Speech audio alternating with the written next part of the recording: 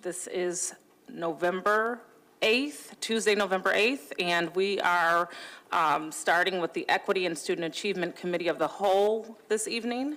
I'd like to open the meeting and start with, we don't have anyone on the speakers list this evening, right? Correct. There are no speakers or written comments. Okay, thank you. Okay, I'd like to motion or move for, or entertain a motion, should I say, for the acceptance of the minutes from the October 11th ESA Committee of the Whole. So moved. Second. Okay, all in favor? Aye. Aye, okay, so minutes have been accepted. Turn your mic on. Madam Chair, can you tell me where that is on the board docs? I am on the, I'm sorry. I thought we were doing the resolutions first and then ESA? Am I in the wrong meeting right now? You may be in the wrong meeting. We are in the Equity and Student Achievement Committee of the Whole meeting this evening, and then after this one resolves, we'll go into the resolutions meeting. Okay, I didn't see the minutes. That was my first tip that I wasn't on the right page. Thank you. No problem. Let me know when you're in, and we're going to just I'm get good. started, if that's okay. Yep, I'm good. Okay, awesome. So we are going to move right along. We have a heavy agenda this evening and some very sobering information. So I'm going to just not delay and open the meeting up. We're going to have our state monitor, Dr. Shally Jallow, join us at the podium. She is going to provide some detailed information regarding our academic plan for the Rochester City School District this evening. Dr. Jallow?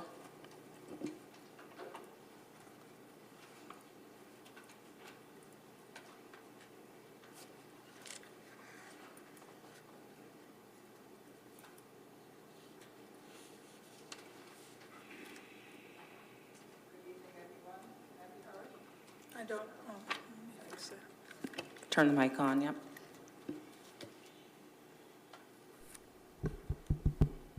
Good evening, everyone. Good evening. Good evening. Tonight, I am presenting to you the academic update to the academic plan, or the updates to the academic plan. This represents the third year of RCSD having a state monitor, and each year we update the academic plan and the financial plan. Hopefully, you'll recall a few weeks ago I was here to give you the updates to the financial plan, and we decided this year to separate them, and tonight is the update to the academic plan. Commissioners, you also, you seemed to enjoy it last time, so I've made copies of the actual updates so you can follow along so that you don't have to go through the number of updates that are actually included in the entire plan. So I always like to start with how the district ended up with a state monitor, and that was because of Chapter 56 of Law 2020, which required the commissioner to assign a monitor to Rochester City School District. This assignment allows the monitor to provide oversight, guidance, and technical assistance to the district.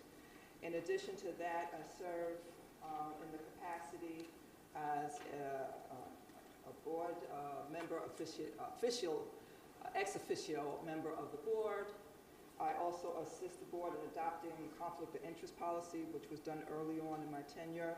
Work with the board to develop a proposed academic improvement plan and a financial plan, which we are talking about updating this evening. And also to work with the board over the next few years to make sure that they understand the role that they play and help them in any way that I can to provide assistance. Beginning with the 2021 school year, I also had the responsibility of working to make sure that the district created a balanced budget for the school district.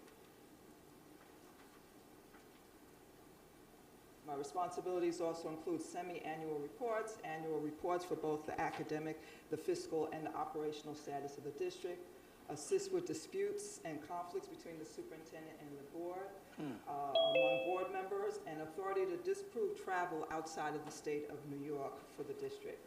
Recommend cost-saving measures, notify the board in writing regarding violations, and beginning with the 21-22 school year, approving a budget to make sure it's consistent with the district's long-range financial plan.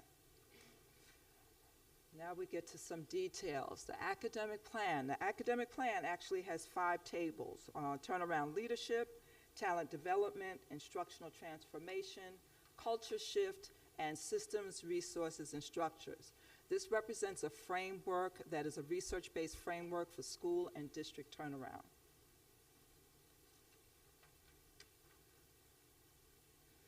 The update includes 108 recommendations. 35 of them are current, 34 have been modified in some way, 16 have been removed, and 23 are brand new. And this is across all 5 tables. Some tables have more than others. Starting with table number 5, which is turnaround leadership. These are mostly board actions, and if you're following along, of course, that starts with page 1. Those are the table 5 recommendations. And you'll notice in table 5 that we have 8 that, were untouched. They're still active. They're either active because work still needs to be done. They had not come across a due date. The due date is still extended, or either the opposite has happened. The work has been totally completed. Then you have 5 that were modified, 2 removed, and 4 that were brand new. On this particular slide, I included the 4 that are brand new. Starting with the board will vote to approve a permanent superintendent by July 1st, 2023. The board approves a new RCSD high school graduation requirements more aligned to the college and career readiness for implementation starting with the 2025 school year. Board will submit approved FMP facilities and educational plans to SED by January 31st of 2023. And the board will receive a draft strategic plan, new strategic plan for the district by May 31st, and the final draft, or the final version of that strategic plan by October 31st, 2023. These 4 new recommendations are included in Table 5. If you have any questions, we already know that we're looking for a new superintendent. I thought it was important to include that in the plan so that you have that by July 1st, so you don't have a gap, and that you are ready to start the new school year with your permanent superintendent. Thought it was important that with the work that the state is doing about the new graduation measures, that the state is involved with making sure that graduation requirements represent multiple pathways, that this district also needs to prep for that oncoming of new graduation requirements, potentially for the state of New York.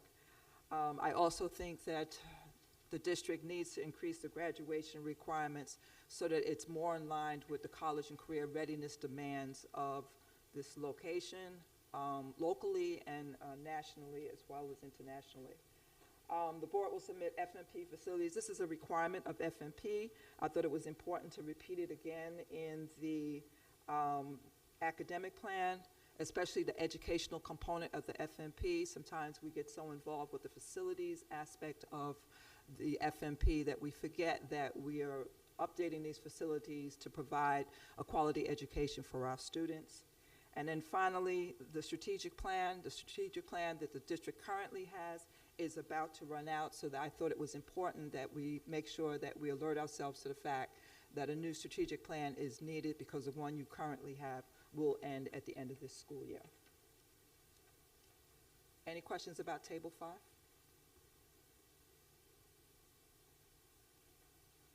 Table 7, talent development. In this particular table, just so if you're following along, that's on page 7. In this particular table, 3 remain current, no changes to 3 of the recommendations. 5 of them were modified, and when they were modified, it was usually a change of date. The date was extended to a later date, or there was information in there about making it annually, not just a one-time affair, or, instead of just planning to do something, you had to implement what you were doing. So they were mostly wordsmithing on those where it was modified. Wasn't much in the way of content, except for one, and that's the one I have on this slide here. When it's marked in yellow, highlighted in yellow, that's what I want to remove. What's written boldly, the bold font, that is what we're changing the language to. And in case you can't read it, it says establish zone offices led by chiefs of schools with staff to support each zone, elevate the authority and responsibilities of the chief of schools, The staff should minimally include staff developers for math, ELA, science, social studies, special education, English as a new language, bilingual education, and data, beginning with the 23-24 school year. The thinking behind that modification is that to bring resources closer to the school level. And the chiefs right now are closest to the school level. They know what is needed in their schools. They know what's needed in their zones. So I thought it was very important to elevate not only their duties and responsibilities, but the expectations and how they're able to better support the schools within their zones. Any other questions about Table 7? Yes, Dr. Jallow, when you refer to staff developers, are you speaking of lead teachers in the school buildings, developing in cohesion with the school chiefs around that and instruction, or? So I've learned, since I've been here, not to actually name people. Okay. Or name titles. So I don't care per se, that's up to the district. I just feel that chiefs of schools, right now I think they have one person working with them. It's really two people running a mini district. And I think that the needs for English in one part of town or in one group of schools may be different than the need for English in another part of town. One part of town might need more help with math or might need more help with special ed.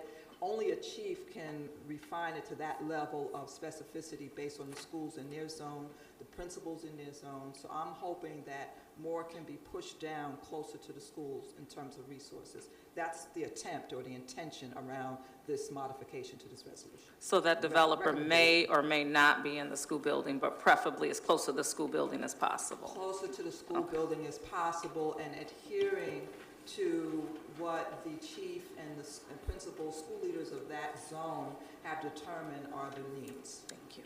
Yes. Oh, go ahead. Okay, I'm going to actually call on folks at this point. So I do see Commissioner, thank you, Commissioner Powell. Thank you. Thank you, I was waiting for somebody to take charge. So what I'm seeing here, the elevation of the authority and responsibility of the chiefs, and the assignment of chiefs by zone together does what that managed choice policy was intended to do for these many decades, which is to focus the attention on the schools of the highest need in the areas that they needed that help the most, with the presumption that the folks close within the zone would know better what was needed to improve that zone. So I appreciate the way that you focused attention on this. Right, so that, I'll be fully transparent. Sounded like something fell. I'll be fully transparent. This comes after conversations at schools and conversations with teachers at schools, conversations with chiefs, to better understand how we can best support them and their schools as well. So how the district goes about it, I'll leave that to them, but that was the intention behind this. Any other questions about 7? Yes, President Elliott? Yeah, I would just also ask, hearing about this recommendation in terms of when we begin to do budget development deliberations, that we have to make sure that that's a priority, that we're putting, funding on the school level or with the chiefs, so that, we can, have the impact academically. So I'd be interested in hearing that conversation as we begin to roll out for budget development. So. Yeah, I want to be careful there because it may or may not cost more money. And my intentions were a reallocation of how you're using your staff now. I don't think it'll cost you a dime. Yeah. I think it's how you reallocate people who are working for you already. Maybe, that was the thinking behind this resolution. Yeah, at least to begin to have the conversation around Absolutely. that, so thank you. I want to make sure that I am intentional. Do we have Vice President LeBron? I know she was on earlier. Okay, so I want to acknowledge that Vice President LeBron is on Zoom with us this evening, and congratulations to your grandbaby. So I wanted to know if she had any questions or anything. I want to make sure I don't miss her. I don't, and I'm actually in the middle of changing a diaper, so I apologize, but my granddaughter. So I do not at this point, but I will be actually reaching out to Dr. Jallow to meet with her just on some of the newer recommendations. to get clarity. Okay, thank you very much, Thank Dr. you. Jallo. Thank you. I have Thank one- you, I Chairwoman. just want to, I just want to say Commissioner LeBron has jokes. I just want to say that. Okay, before we continue, I do want to let Ms. Commissioner Patterson jump in, and then we'll continue on. Thank you. Referencing Table 5, recommendation number 9, you recommend removing the annual self-evaluations for the board? Yes. All right, and why would you recommend we remove that? I recommend that you remove that because I'm concerned about the level of impact. And I see that a lot of time is discussed around should we, shouldn't we, did we, when will we? And I just think that your time could be better spent on other items, especially given some of the items that you have to deal with this year. So it was a matter of, not that I don't think it's important, I don't think it rises to the level of importance that it belongs on this plan in comparison to some of the other things that I have on the plan. But I am open to recommendation if you'd like to see it back in the plan. Yeah, I'd like to see it back in the plan. I think if there's the board issues, we should, evaluate one another and be able to have those discussions with one another and how we can change and how we can better work together and be unified. If we don't have a discussion or it's not important or it's removed, how do we evaluate Well, one I was another? also hoping that after a couple of years that maybe you didn't need to see it in the plan and you might want to do it on your own. But I'm willing to put it back. This is what this conversation is all about. If you have things that you want modified or things you want me to consider putting back, I'm certainly willing to do that. Thank you. Let me just, if I could just follow up on that. What I would say about that, that's if the board is willing to do that, and if we put it back in, and if the board doesn't follow through on it, that's a violation. So I want us to keep that into consideration, in the conversation as well. If we don't do it, if we put it in, it's a violation. So I just want to put it on the table. Thank you. Yes, absolutely. We want to make sure that we're doing things that we need to do, regardless of if it feels inconvenient. I also want to just bring up to everyone that we have a lot to cover this evening. And so just for the purposes of conversation, we're going to move back to Dr. Jallo and then continue on.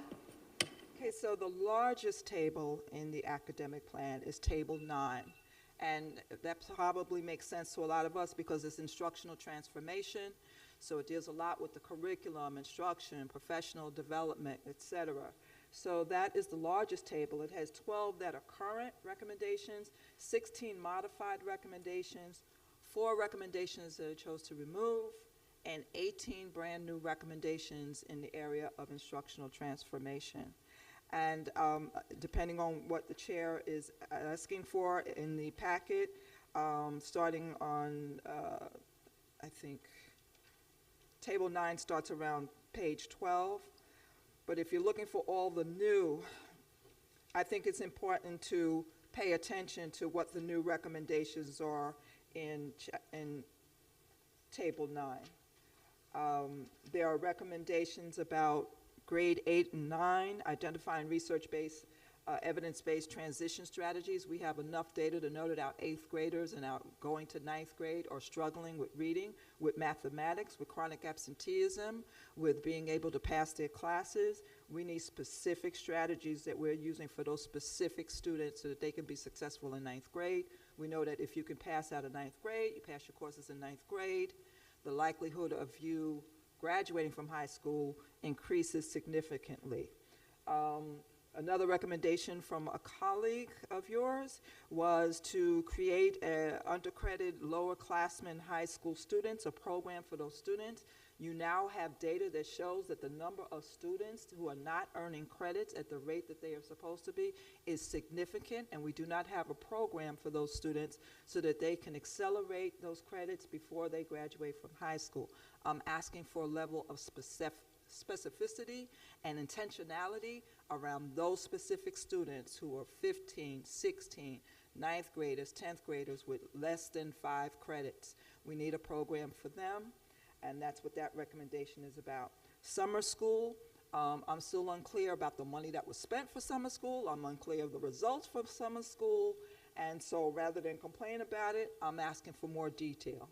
How did you prepare those teachers? How did you select those teachers? What did you teach those kids? How did you monitor what was going on in those classrooms? Summer school is not camp. You still have to perform the same duties you would do during the regular school year in summer school. So that's what Table 934 is about. The next one is about placement. Your student placement office is an area of concern.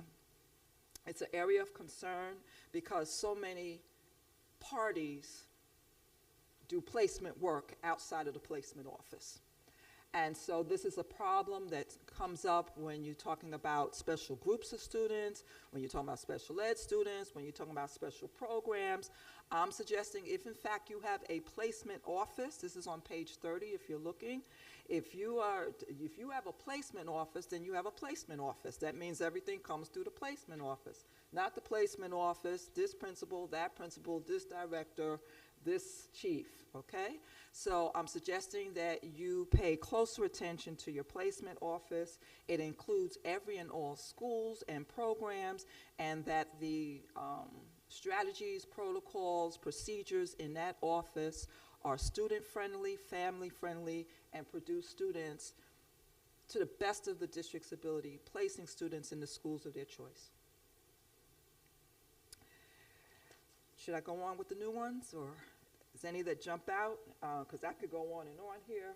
I think one that I would really like to highlight is that you spend millions on after-school programming. And I'm suggesting to you on page 31, table 936, there is a rubric that helps you measure your after-school programs. You don't just set up an after-school program. You set up an after-school program with a purpose, with a goal. You manage it, you monitor it, you control it, and you budget for it. And then you measure to see if, in fact, you've met those goals. And so there is a state rubric that you can use to help you measure your after-school programs. But you're spending a lot of money and you're not seeing what the results are from those programs, and I'm suggesting that this is done.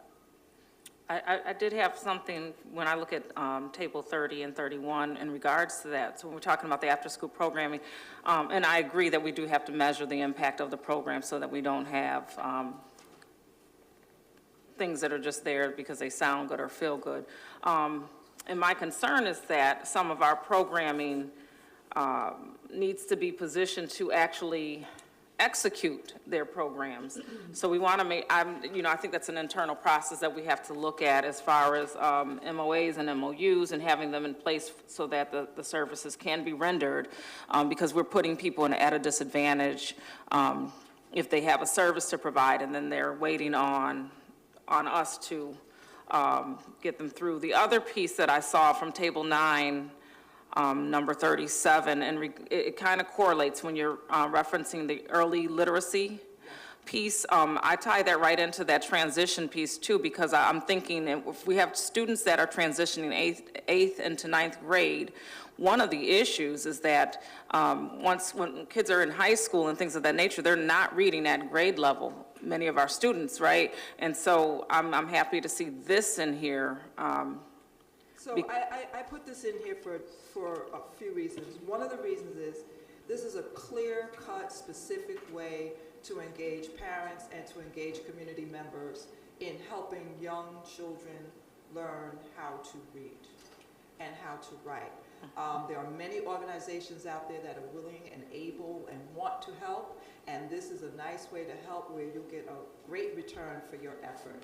Helping families, mothers, fathers, grandparents, community members help young children, babies, infants, and young ones learn how to read and respect and understand and enjoy reading is something that will bear great return for the district in many ways. And this is something where you can invite your partners to come in and help you lift this work with these young, family members, younger citizens of the city, however way you want to describe it. So that was the thinking there.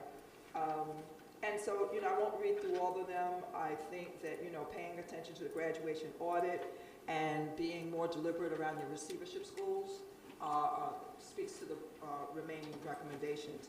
I just want to bring your attention to the last couple of recommendations. You have plenty of data now about how your children are performing, but you have a little less data around what the district is doing specifically around English, around social studies, around CTE, around science. These are all core subjects. What are we doing about the data that we've seen about how our children are performing in those areas in this district? It's a little fuzzy when we get to what that actually looks like and feels like and tastes like at each grade level in each school. So I'm putting that specificity here in the plan to hope to make people pay attention to the fact that that's also important. So table 9 is really the meat and potatoes. This is where most of the new recommendations are. This is where most of the modifications. I try to uplift. If I told you to plan last year, this year I want you to plan and implement. If I told you I wanted it in October, now I'm telling you I want it every October. So it's just modifications like that to the plan. So that's basically what it is. Any other questions about 9? Yes, I have some. Commissioner Malloy? Yes. Thank you. So I'm looking at the meat and potatoes, and I'm just, as an educator, just getting a little concerned at some of the due dates that I'm seeing. Can you maybe enlighten us? Say it again? Some of the due dates that I'm seeing for this programming. For instance, recommendation number 37, creating and implementing a budget, a citywide district-led early literacy and early initiative for RCSD families with children's ages 0 to 5. So an initial draft, it says March 1st, 2023, with full implementation then next school year by October 31st. How did you come up with those dates? And this seems like a massive initiative, and I'm just concerned that we're setting ourselves up for failure with those types of dates. Could you just, and I'm concerned about also table 9, number 40.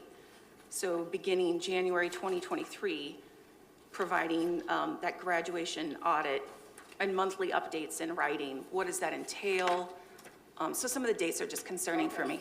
So on the first one, about the early literacy, I leave the language, you know, citywide, you can determine how big or how small you want to start, but you need to start. And when I'm thinking, because until Dr. Alisea joined me, I think with both sides, academic and financial. So if you're going to put something in place and you have to finance that, you have to resource it, I'm also thinking of the calendar for budgeting, right?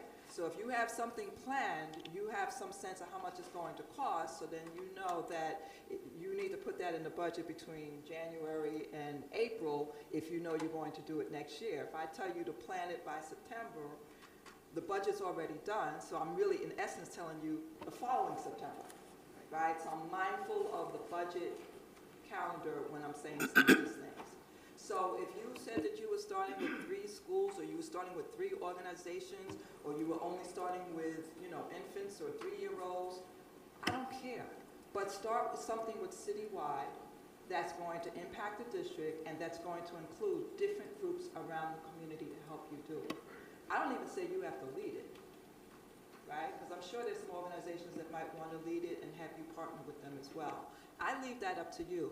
But many, many urban districts will tell you early literacy is paramount to the success of the district.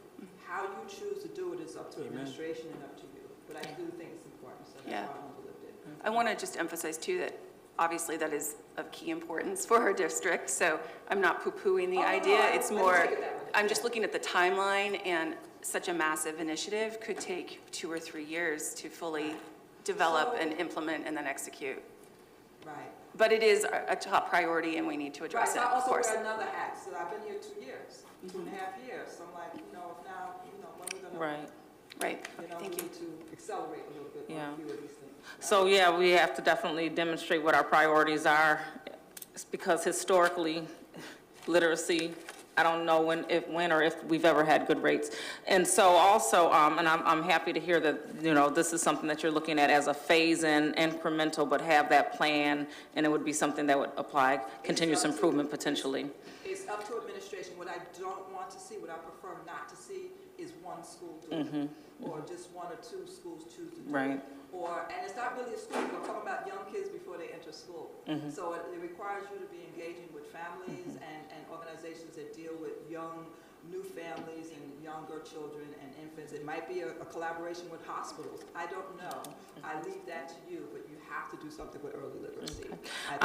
Yes, thank you, Dr. Jallo. I'm going to go up to the screen. I believe I see a hand from Vice President LeBron. Yes, you're struggling with this child. Just very quickly on that actual recommendation, you know, it made me think of the fact that at one point we actually had reading teachers and we just don't teach kids how to actually read anymore. But we got rid of them, the board did, because we were told there's no evidence that reading teachers produce different outcomes. So I'm just curious in terms of, and I don't know, in hindsight, that was necessarily true either, because they actually never produced the data, and I say they, it was the administration at the time. They never actually gave us real data around that statement. They just made it as part of like the cuts that were happening. But Talking is Teaching, which is a national campaign around literacy and early childhood development, developing vocabulary. The way that it looks like in Monroe County is called Talk, Sing, Read. Talk, Read, Sing. That's being implemented through our libraries. Just wondering, Dr. Jallo, if like your intentions were for us to collaborate with partners in the community already doing focus on early literacy and things of that nature, because if that's the case, then I do have to bring up Rock the Future. Although I'm not a fan, so I just want to be real clear on record multiple times over ways. But they are a collective impact group that is trying to focus on those things. If you have any intentions of the district partnering with any of those groups and organizations already focused, she's biting me, yeah, I'm sorry. Hold on. For me, it's up to administration as long as you can prove that it's effective, right? I mean, if it's not effective, then I would say find something different to do. But as you sit here with your grandbaby, you know, how you talk or how you expose them to picture books and how you communicate with your child, these are things that we can do with young mothers. There's family literacy programs that are, you know, numerous across the country. So I leave it to your imagination and capacity to come up with something. There's certainly many organizations, but I just think this is a very pointed opportunity that's very specific and intentional about how you can partner with people rather than people approaching and say, well, how can I help? Well, we want to do something, and they can be very specific, and you can measure it and see how it's working. Thank you, All right, Dr. thank you. Jallo. Right, we have a history of folks approaching, but, and asking how, and so it would be advantageous for us to have something in place. Commissioner Beloy, I believe you had a second question, and I may have missed that part. It was just in relation, thank you, to Table 9, Recommendation 40, just regarding the graduation audit and the providing of monthly updates in writing beginning in January of 2023. And I don't know if you touched on that or not before. That is just a repetition of the graduation audit findings that you already were presented with. Okay. I would like to see monthly how the administration are addressing the numerous findings and recommendations that came out of that audit. I don't want it to be quarterly because, once again, I'm putting on my hat of what the school year looks like. If you only get it quarterly, by the next time you get it, another group of students are about to graduate. Another bunch of students are going to be looking at grades or their transcripts right or their GPA right, et cetera, et cetera. So I'm also thinking timeline as it relates to the timeline of a student and when they're getting their grades, when they're getting their transcripts, when they're about to graduate. So if it's accelerated, I stand by it being an accelerated calendar or timeline, but that was my thinking in that respect. Okay. I had one more, but I don't know if this, just recommendations 46, 47, 48, and 49. And there might be others that I missed on a different page. Can you maybe tell us why you recommended 3 specific interventions or instructional strategies versus, say, 1 or 2? What was this based on? Or why was this a need, or why was this considered a new addition? So these are core content areas. These are areas that you've also demonstrated that, or identified as areas that you wanted to focus on as a board, CTE. You've also told the world that you're building out an FNP program with its core being CTE. So at some point you have to look and examine with detail what is going on with children as it relates to their ability to learn and understand CTE, science, et cetera, et cetera. I picked 3 because I think, 4 is too many, 2 is too few. I think 3 is a good number. But more importantly, I picked it because social studies looks different at elementary than it does at middle, than it does at high school. So I don't want to see an over-encompassing strategy that's supposed to encompass everybody for social studies K through 12. I want you to be very specific and intentional. What can a middle school family expect to be different as it relates to science for their children if their child is 6 or 16, right? So I wanted to be very specific, so we're very pointed, and you can see very differently what's going on. So that when you see the grades in a couple of months of how high school students did in those courses, you can then say, oh, it may look good or it may not look so good, but I know that they're doing these 3 things to address biology, students sitting in biology classes, or students sitting in English 1, or students just starting to learn how to do mathematics in 2nd grade or 1st grade. And so this would be 3 specific instructional strategies for upper elementary school students, so 3 strategies for that group, 3 strategies for middle school students. Right, Okay. because we had it kind of generic before, and that didn't work very well. Okay, thank you. Thank you. Commissioner Patterson? Yes, thank you. It's my understanding in reading the Distinguished Educators Report some time ago that timeliness in the submission of reports and data, receiving data and things like that were issues. So I applaud you for placing dates on submission, and it just makes us and the district more accountable. So accountability is very important. So I would leave those dates in there. I think it's very important that we do. Full transparency, I don't think it's effective when I get everything and you get everything just for the quarterly report. It becomes a data dump rather than monitoring along the way how things are progressing and how well things are coming along and whether there are any obstacles or change of direction that might need to be taken.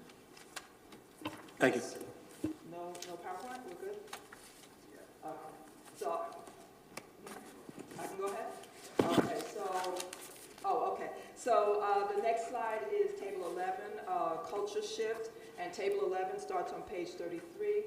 That one had 3 current, I think it's 2 modified. I think I have an error there, but it says 1 modified, maybe 1 removed, but it's actually 2 modified. And once again, if it's highlighted in yellow on the presentation, that means that I'm taking that language out, and if it's bolded, that means that's something that I'm adding. So in this one, in this slide, I'm taking out some information about March 1st, 2021, and I'm replacing it with October 31st, 2023, to give the district time to adhere to this.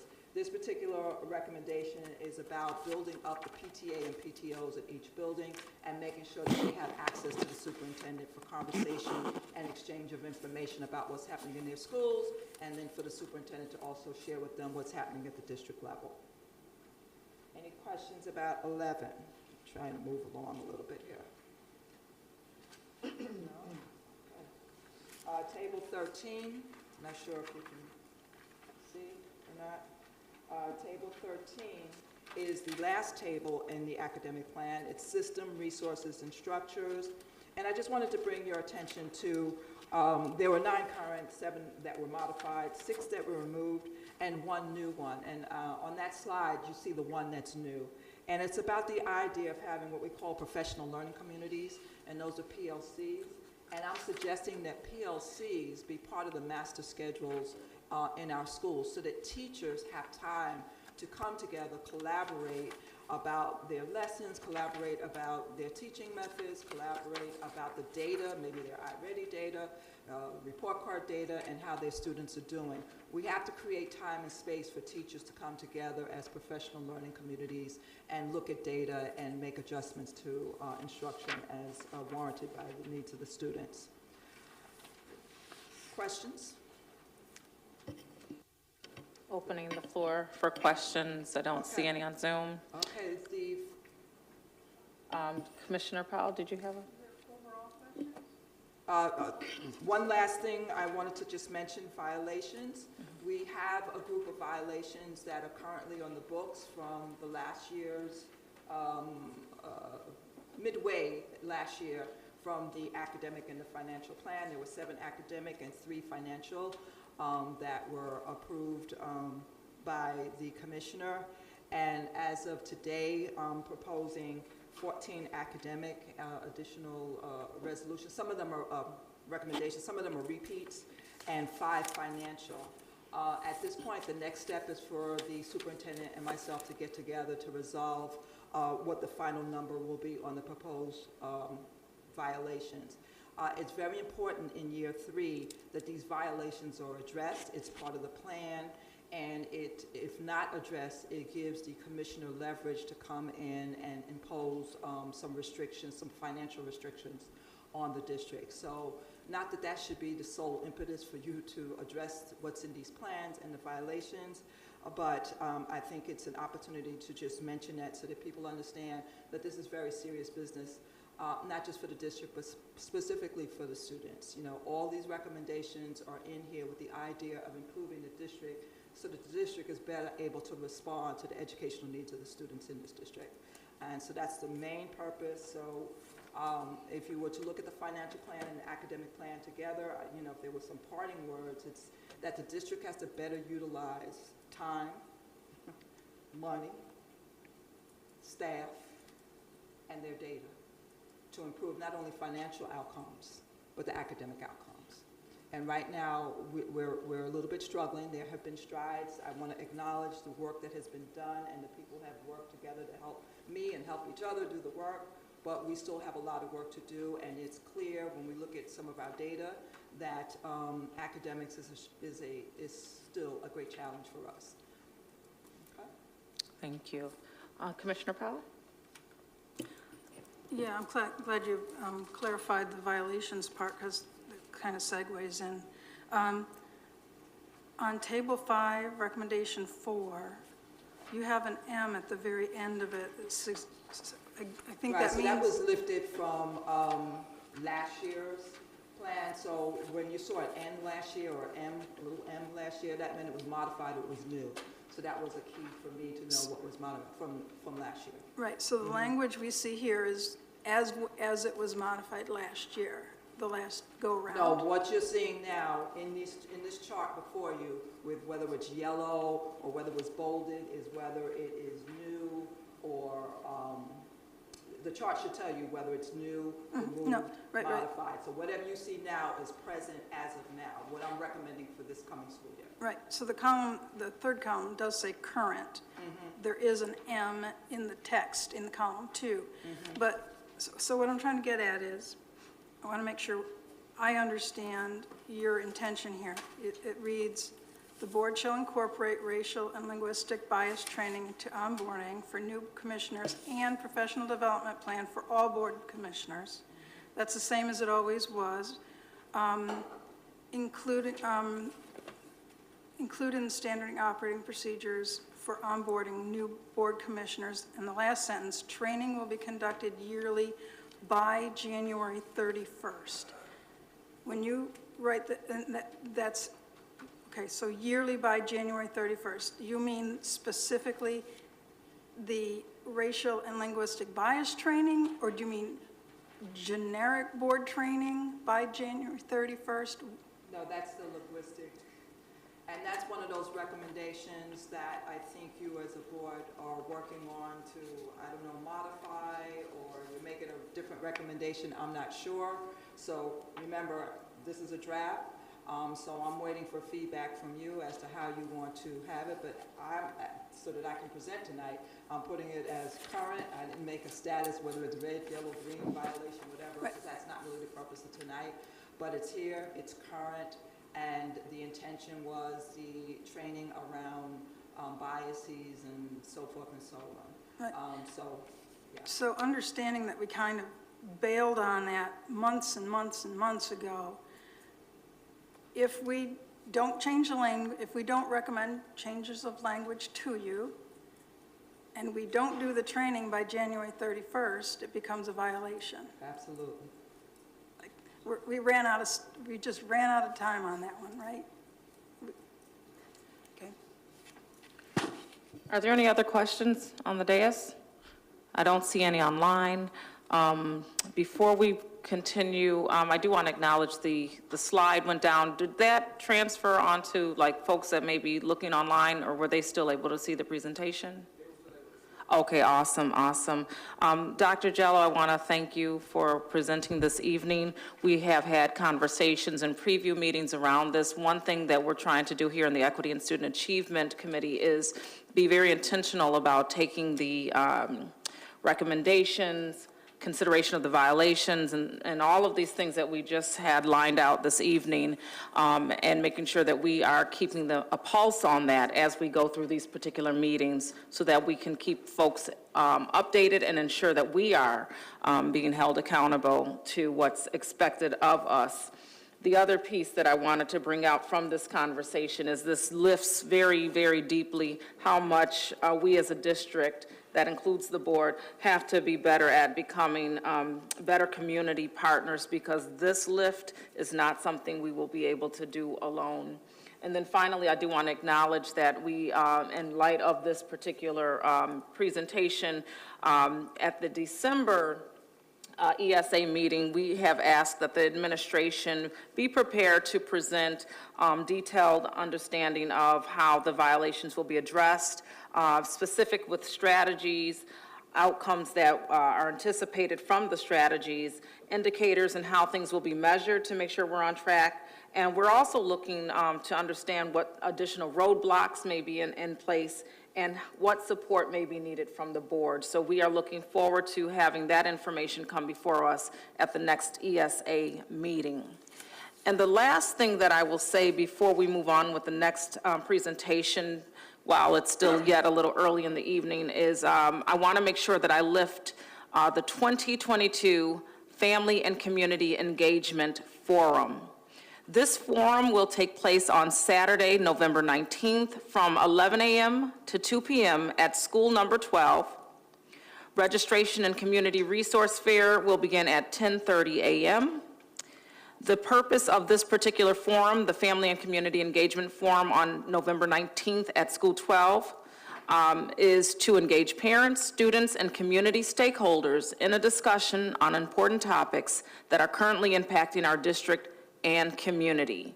During this time, there will be free giveaways. I'm not sure what that will include, but you will also have the opportunity to have lunch with school board commissioners. Scholar activity sessions will happen for 6th to 12th grade students, and we will have young scholar activity and childcare for pre-K and up. So all are welcome. Please visit our website, www.rcsdk12.org for the community forum, or /community forum for more information. We will continue to lift this. Again, that's Saturday, November 19th. And of course, my computer decided to shut down a little bit there. So just give me a moment, and I'll be with you, I'm hoping, unless someone else. There we go. All right. Let's move on with this agenda. We are going into, Shani Keelan will be coming before us this evening to provide teaching and learning updates. This discussion will be around attendance and chronic absenteeism, as well as iReady data.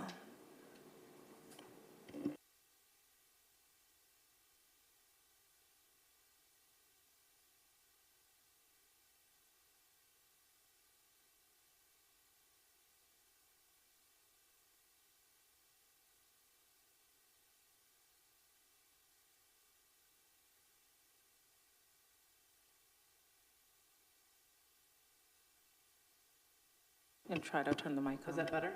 Yes? That's a little better, yep. Okay. So we're starting out with, well, we're going to have more data, a lot of data this evening. And so we're going to start out with iReady versus attendance and chronic absenteeism, but they're both in the whole slide deck. So we're going to try to move swiftly, but also leave time. So first, we always start out with our guiding principles. Every child deserves to engage with grade level content every day. Our students must engage with high-quality, culturally responsive experiences where they are affirmed, seen, and valued. And then we have an obligation to provide equitable experiences to every child across the district that are not dependent on where they live or go to school. So we live by this in teaching and learning, and we align this to curriculum instruction and assessment, where the curriculum is the grade level standards, and the programs the district has adopted align to grade level standards that we use to instruct. To instruction, that these are the strategies that engage all students and affirm all students so they are seen, heard, and valued. And to assessment, that we measure our curriculum and instruction in meaningful ways and analyze student work and assessments using data-wise protocols, and we understand what students have learned and still need to learn. So today we'll dig into some of those assessment pieces.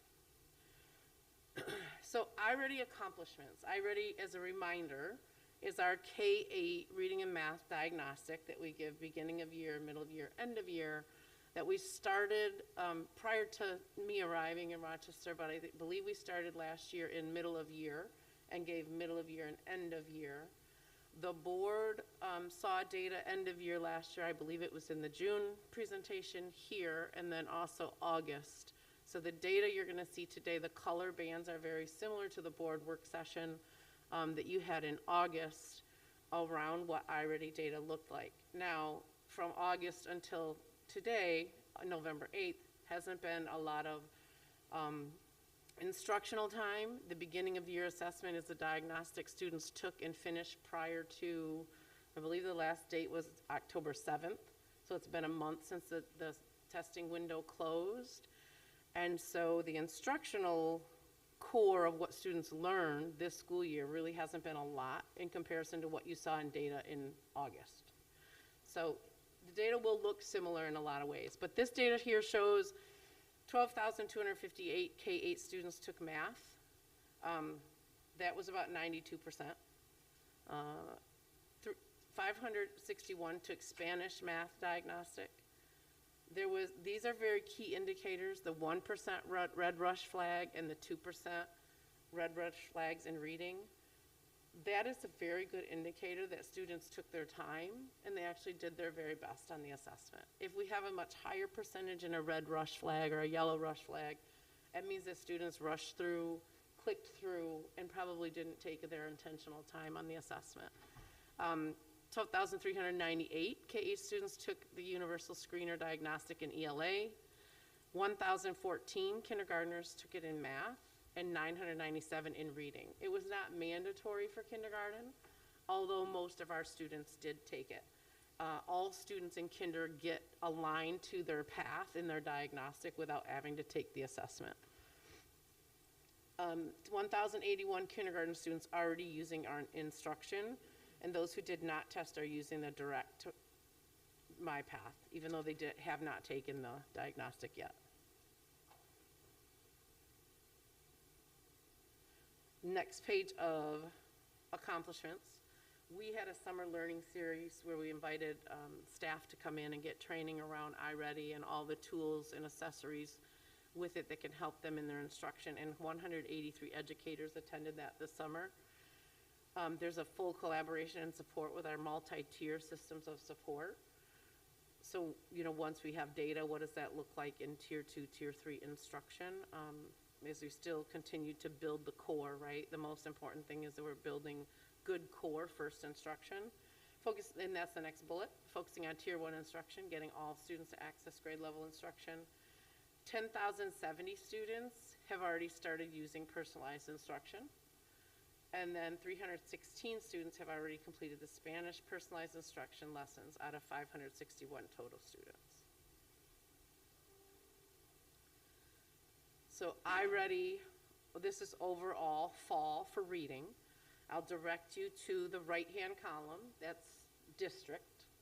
That's our district, Rochester City School District. The column to the left of that, CGCS, is the Council of Great City Schools, as we compare to them from fall diagnostic.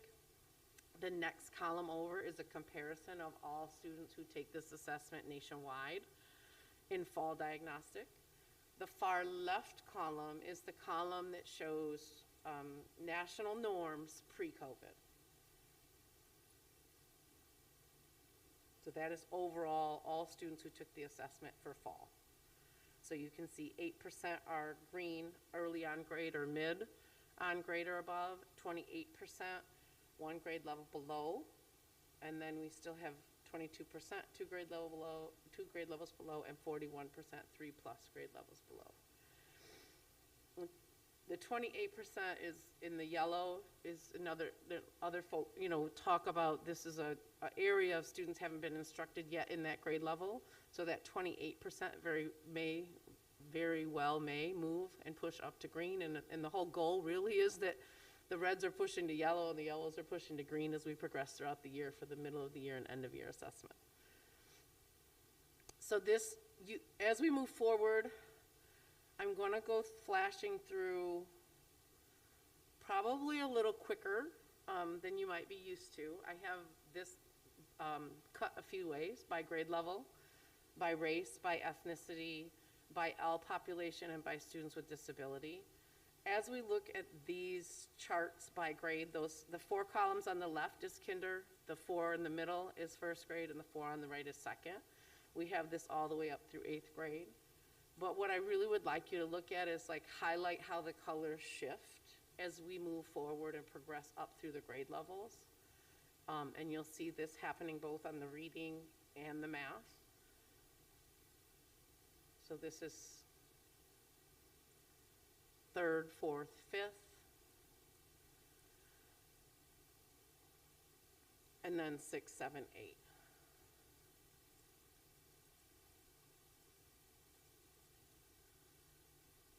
So it's tough data, but it's our data, right? And we own it, and so we have a lot of work to do. The same kind of graphs you'll see for math. So now we're going to flip out of reading for a minute. This is math overall. You'll see there's less in the green here. And this is overall, all students compared to Council of Great City Schools, again, national, and then the last column on the left is compared to the historic norms prior to COVID.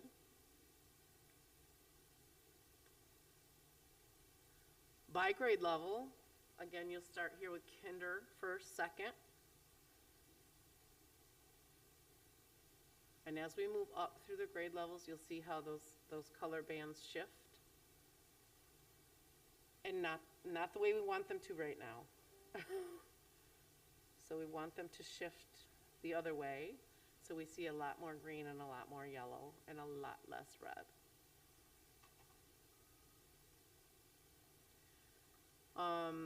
This next slide is reading, only for reading, and this is by race. So if you look at the left column, that's overall. That's all students. How are we doing by race? And then you have the disaggregated by student groups on the bottom. So there are still racial gaps and things that need to be addressed. We have to dig into root causes here. And that may even be school by school, depending on, the demographics of each building. And then by ethnicity, this lists students overall is the column on the left. And then the next column where it says yes, those are students that have a ethnicity labeled as Hispanic, and the far column on the right is non-Hispanic. So still a gap there. And this is students with L status. So again, the column on the left is all students. And the middle column are students that are labeled with an English language learner status, and the column on the right are those not labeled with English language learner status. So you can see the gap there as well.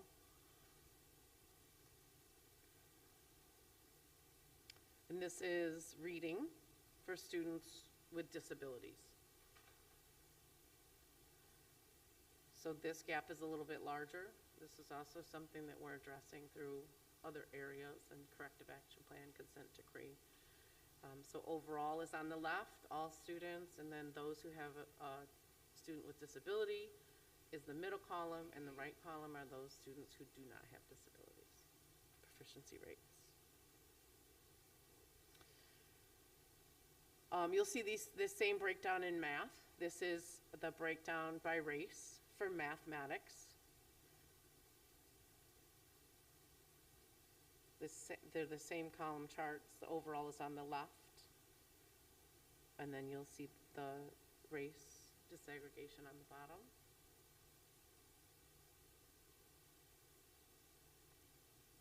Then by ethnicity, there's a little less gap here in math by ethnicity. The middle column is Hispanic, the right column is non-Hispanic, and the left column is all.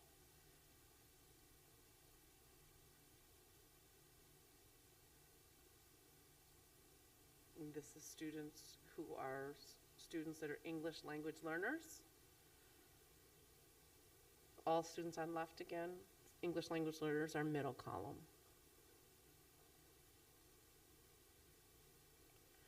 And then students with disabilities in math and iReady for the fall. And again, you see quite a large gap here.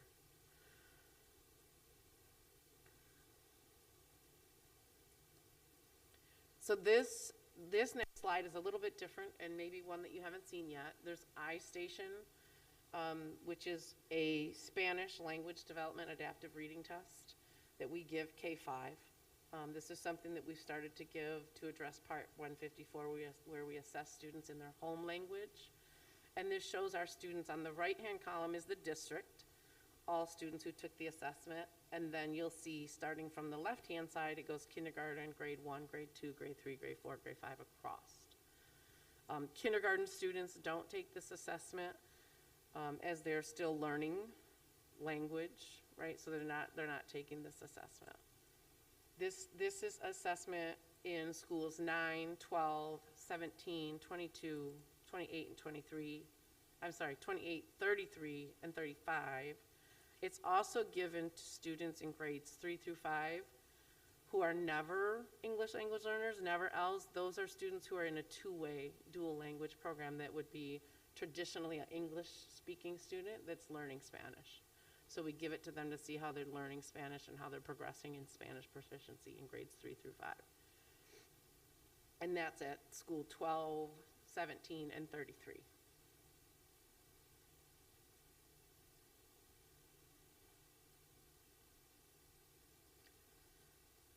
So the questions earlier around, like, the data's here, and we have it, we know it, and we're going to continue to have it beginning of year, middle of year, end of year. Now, what are the things that we need to do and continue to do as we continue to work through how do we get more students to gain proficiency, right, and more students moving into green and yellows and out of the red zone. So we're doing a lot of professional learning around iReady, but also in a lot of other categories that surround good teaching and learning. So e-learning courses for iReady reports for teachers. There's e-learning iReady reports for getting good at data. There's this professional learning. How do you have data chats with students and complete student goal setting? Really powerful for students to own their data, know exactly where they're at, and know where they need to be, and have conversations not only with teachers but instructional coaches around what do we need to do to get there. And that's not just iReady. That would be around grades. That would be around common formative assessments, multiple measures of data for students, not just iReady. The Summer Learning Institute I mentioned already, we're training more experts per building. And then really effective Tier 1 instruction is most important. So making sure we're still talking to, looking at instruction, having effective conversations with teachers around how to build better instructional strategies that really get students engaged in learning and deep discourse. And then using tools and student grouping that's already listed in iReady. On the next slide, there's other strategies that we've been doing, to help promote as well, increase student proficiency, continuing to support that grade level instruction. We have partnerships and grants with Teaching Lab for middle school math teachers and building leaders. There's also Gates Foundation grant for middle school illustrative math. There's the Math Identity Leadership Accelerator with Mila with Unbound Ed for building leaders. Students are prescribed to do 45 minutes of MyPath weekly, K-8, in both reading and math, and that's scheduled. There's also an uptick in use of First in Math, which is another program that can help support numeracy and foundational skills in math.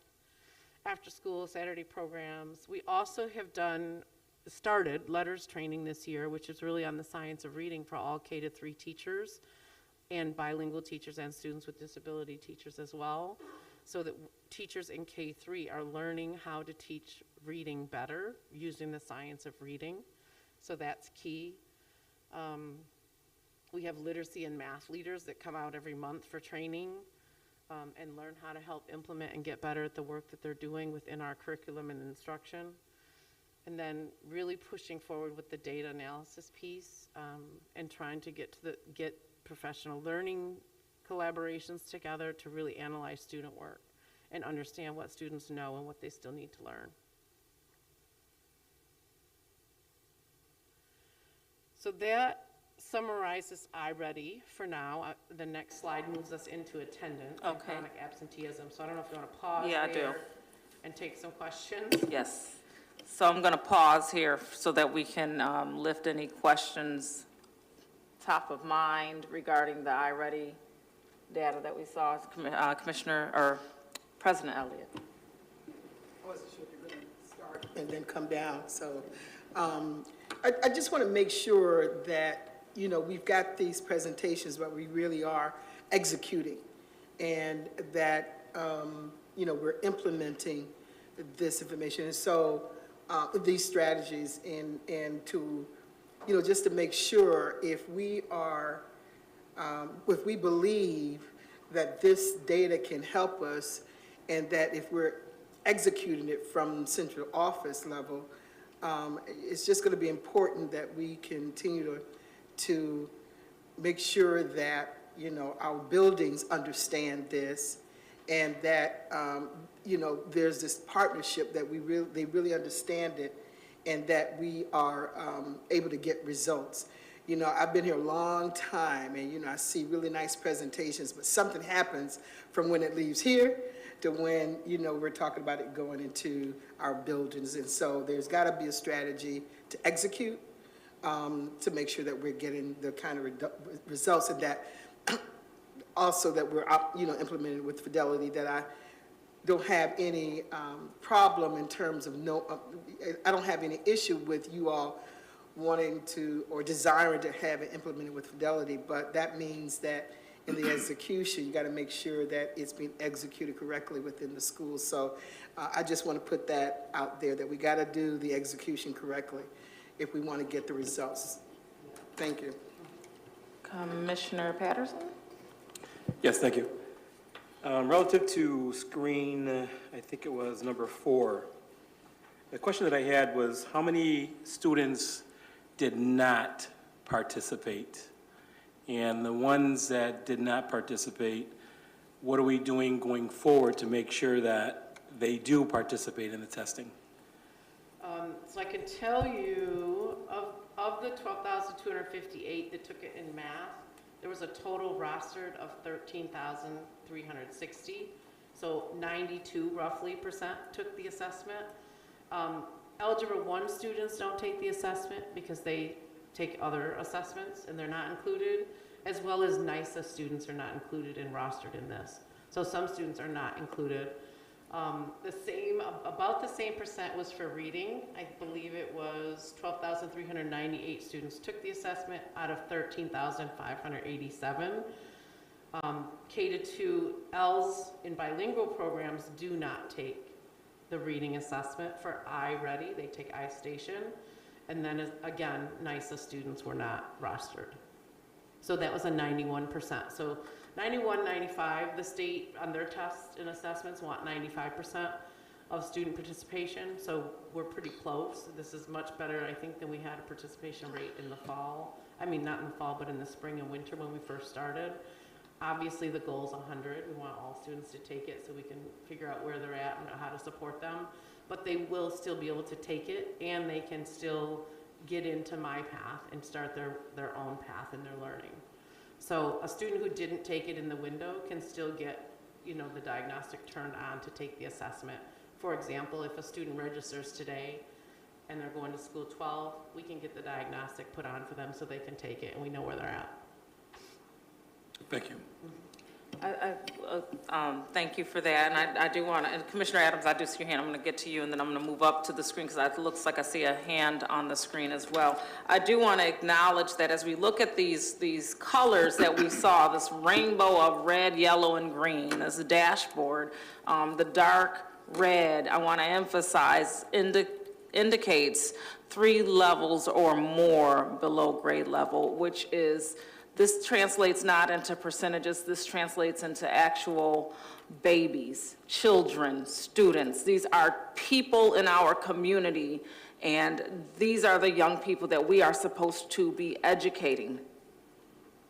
And when we consider 3 or more grade levels behind, and we translate that and look at it, if we don't have and have not had effective, impactful strategies, minus a list of, hey, we're doing this, like we need to know what the outcomes are going to be, and we need to see them in real time, meaning in the evidence of our children, not so much in the assessment, although the assessment this helps us see it. That's why I wanted to see these colors. But when you look at that 3-year gap, right, and if it just continues the way it is, you're looking at a 9th grader that's reading at the 6th grade level, am I correct? Then that means you're looking at a 10th grader reading at a 7th grade level, and an 11th grader reading at an 8th grade level, if that, right? And then a 12th grader at a 9th grade level. So I want us to really be sober, and when we look at this data and how this really translates to the children we are supposed to be serving. And I appreciate that the list of items, and so now I need to see what those strategies are really going to look like, as far as evidence. How do you plan to keep a pulse on all of those strategies? And excuse me, I think I'm projecting a little bit. I appreciate that, because as I looked at the data, conversation was, we didn't get here overnight, right? Like, this didn't just happen this past year or because of COVID, or, right? I think COVID definitely has had an impact, right? We all know that. But we're not also going to get out overnight. It's going to take long, hard strategic work, like you're saying. It's going to take all hands on deck, realizing the urgency and the fire that we have to have underneath our feet and in our bellies, to make sure that we're serving children well, and we're really doing justice by students, and so that they're getting what they need, so we can close that gap. Yeah, right? so do we have a starting point? For example, are we, we need to start everywhere, but do we have a starting point and maybe an incremental timeline? If we want to start here and we want to see these changes, like what do you have as far as that? Some of the start is, now we know, right? We have diagnostic and we can see this movement over time. Some of the other start is, we know early literacy is really important, not just the K-3, that letters training on teaching our teachers the science of reading and how they're implementing that, but also the conversation that Dr. Jallo had earlier, what's happening birth to 3 and how do we support that. But the work is long and hard. Instructional strategies, good teaching and learning, the research out there shows that when you have an effective teacher in a classroom, they can close the gap by a year plus 2, right? Like, so a year plus 8 months.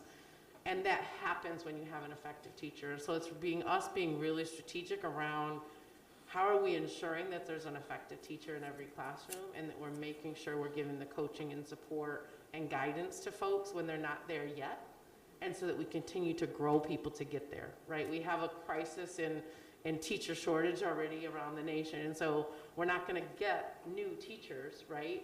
But we need to help build and develop the folks that we have and ensure that they're doing the right work and being really effective in the work that they're doing for students. Yeah, and I think it'd be advantageous of us to lift strategies beyond the district. Like you said, you talked about the birth to 3 that Dr. Jallo brought out. And again, there are community organizations, there's pediatricians, universities, and medical centers that have and have rendered support to the district around those areas. So that would probably be in our best interest. Commissioner Adams, thank you for your patience. I normally would just say ditto to every lot of stuff that I've heard said already, but I think I need to emphasize how devastating this report is. This is a very devastating report. Let me be clear about that. And no, it didn't happen overnight, but my concern is we need to be able to see that we're going in the right direction. At some point, I need to see that even just a little bit, we're closing this gap. This is ridiculous, really. This is devastating. And so I'm just hoping that we're monitoring and making sure that we're even going in the right direction.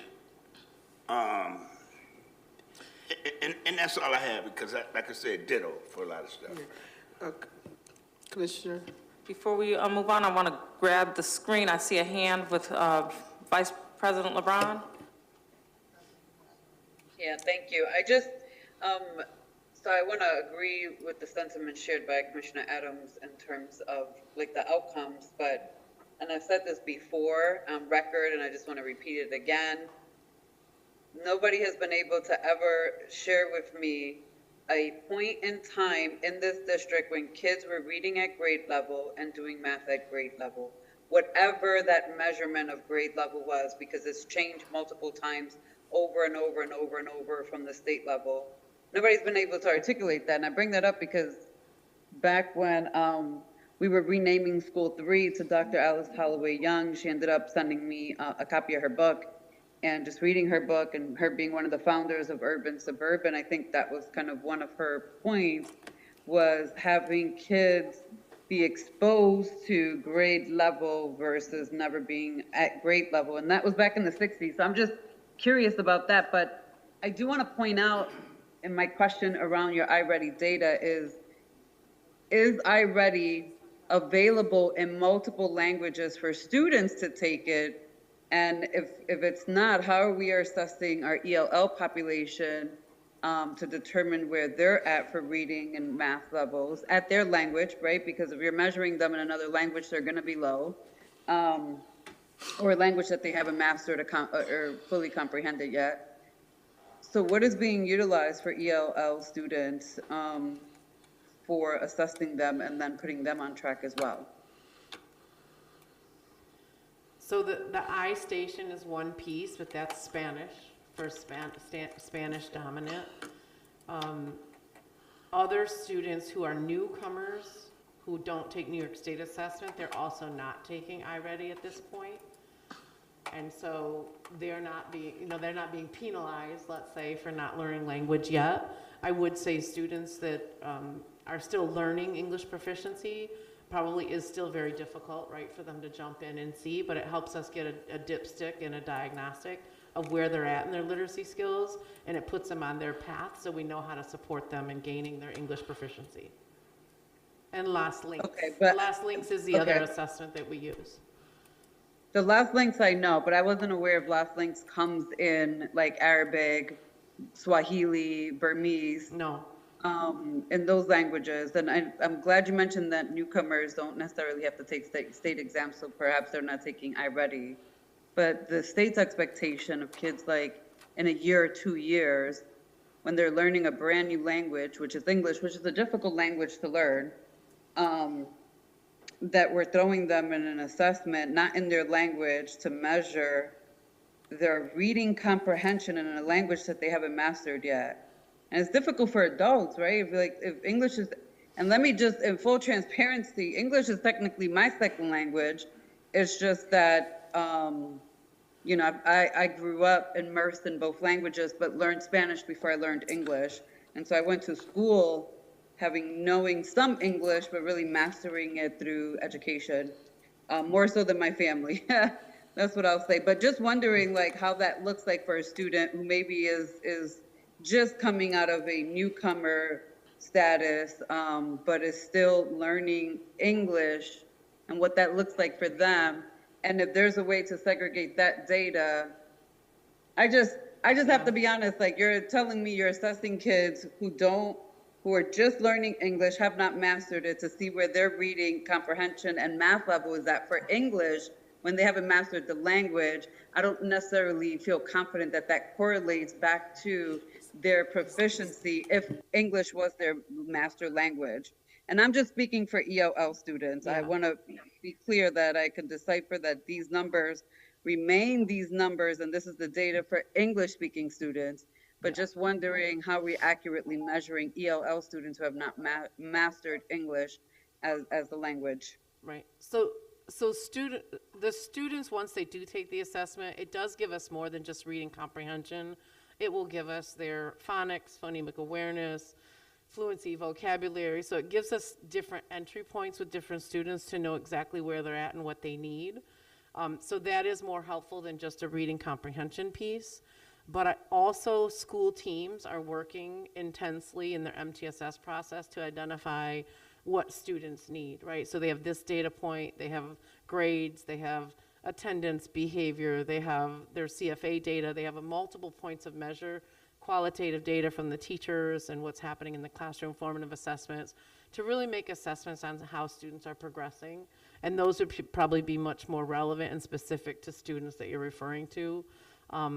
But this is one data point that we use in order to help us determine what students need. And it will help them on their My Path because it's really prescribed to where they're at, and it helps move them along and progress them along. And that, thank you for that explanation. I guess would be curious of what that data looks like separated from like a kid that just transitioned from newcomer or refugee, to new American status. There's a different process for that. The other thing I just want to point out, something I had to learn with my own kid is that my daughter rushed through her assessment the first time. And it took a lot of convincing to get her back to the table to redo it. But I don't know if that is happening across schools and what the timeline is for kids sitting down to like really take this assessment and do it with fidelity versus rushing through it. Yeah. Because that's what my kid did. She rushed through it and then got a different assessment level than where she was actually at. So just curious about if that's been flagged and what strategies are already in place to redirect kids back to iReady to retake the assessment. Right. So in the beginning, we talked in the accomplishments, there was percentages of red rush flags. There's also yellow rush flags. So that's an indicator that the diagnostic actually gives us of students who rushed. And so we have a list actually by school. You can see which students rushed and we can go back and have them retake. But we had a very low percentage of students with rush flags. And so that's really good. It gives us a good indicator that students actually did take their time. They didn't rush through and they kind of put their best effort forward. So, but schools have reset the diagnostic and had students reassess and redo based on the rush flags. I'm continuing to do that. Thank you. Thank you.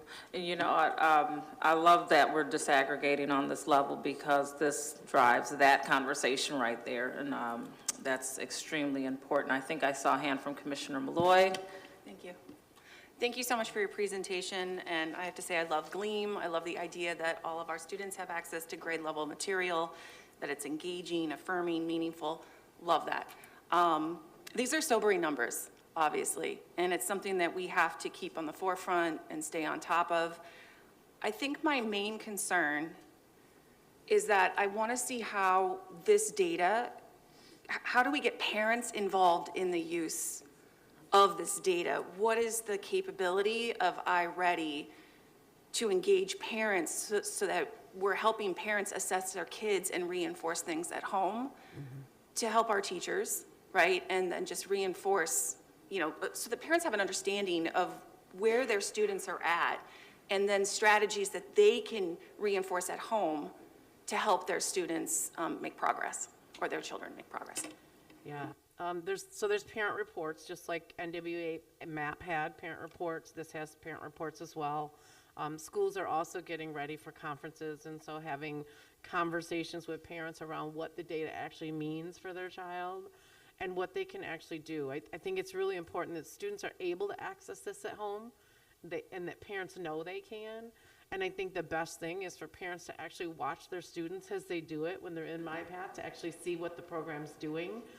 And it'll help support them. But that's the next phase coming, right? Before we get into the next phase of testing for middle of year is making sure parents understand the assessment, what's on it, what it actually assesses, because there are different categories and components in reading and math that it gives us information on, not just reading comprehension. And that's really key for parents to be able to understand and what they can do and help support. So there would be some sort of parent portal that would be interactive for parents to see measured growth over time? It's not a portal, but the parents can, as students go in, students can actually log in at home and do the work. So parents could actually watch that in progress. But there's a report that goes home when they take the diagnostic for beginning of year. It'll report out for that individual student where they landed on each measure and the different categories. Okay. President Elliott, I'm coming to you. I just want to ask, how are we partnering with the Office of Parent Engagement and parent groups, community organizations to get this out into parents in a human way beyond, you know, the information that's being disseminated, but also that contact, you know, that community contact? How are we going about doing that, or are we doing that?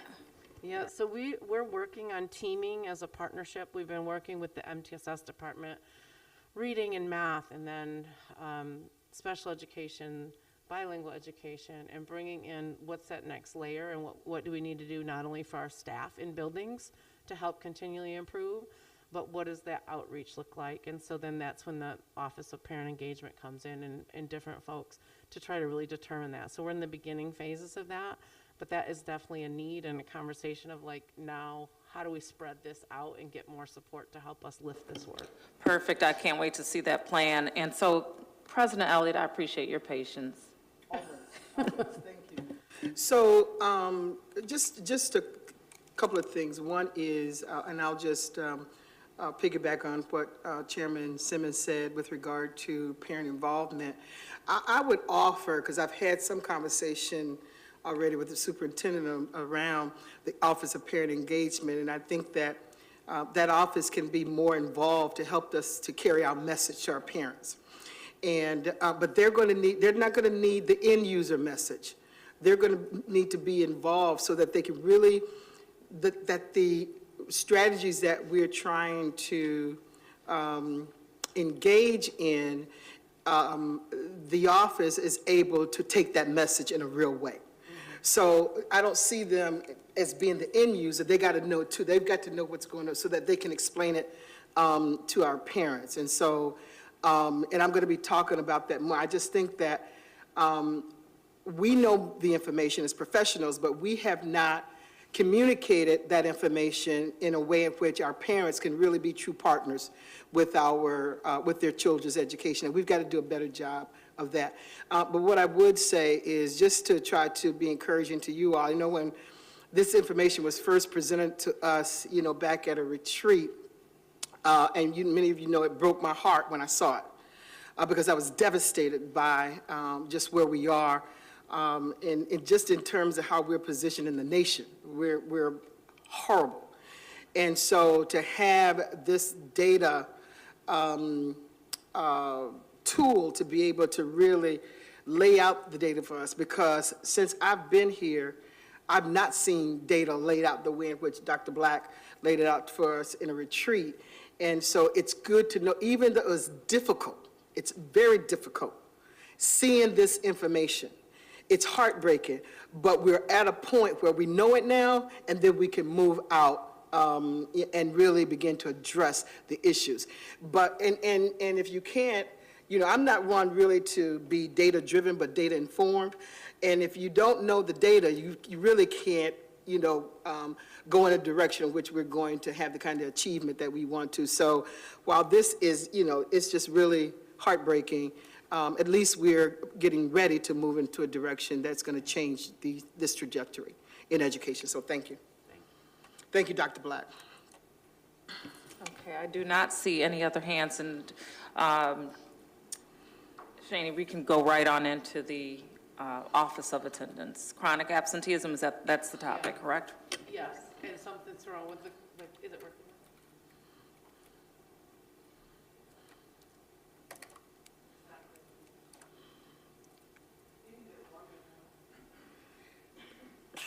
So In the very beginning pages of Office of Attendance, there's mission and vision. I'm not going to read that there. I just want to reiterate that attendance will improve academic success, increase graduation rates. Partnering with the attendance team is really vital for us. I'm meeting bi-weekly with the new director of attendance. She also, as you'll see in the end of the slides, has created some of the ways she's been partnering with different departments to make sure that we're doing some cross collaboration and actually doing something with the data that we're informed about. So consistent attendance, partnering with attendance, the director, and making sure that this is really boosting educational equity. You think it's going to work now? No? I'm ready.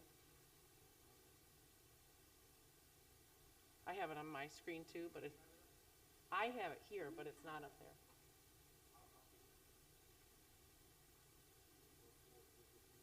Okay.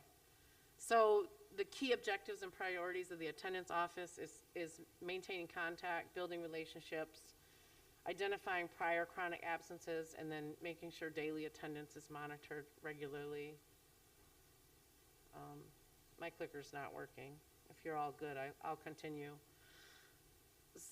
Somebody asked, are we good?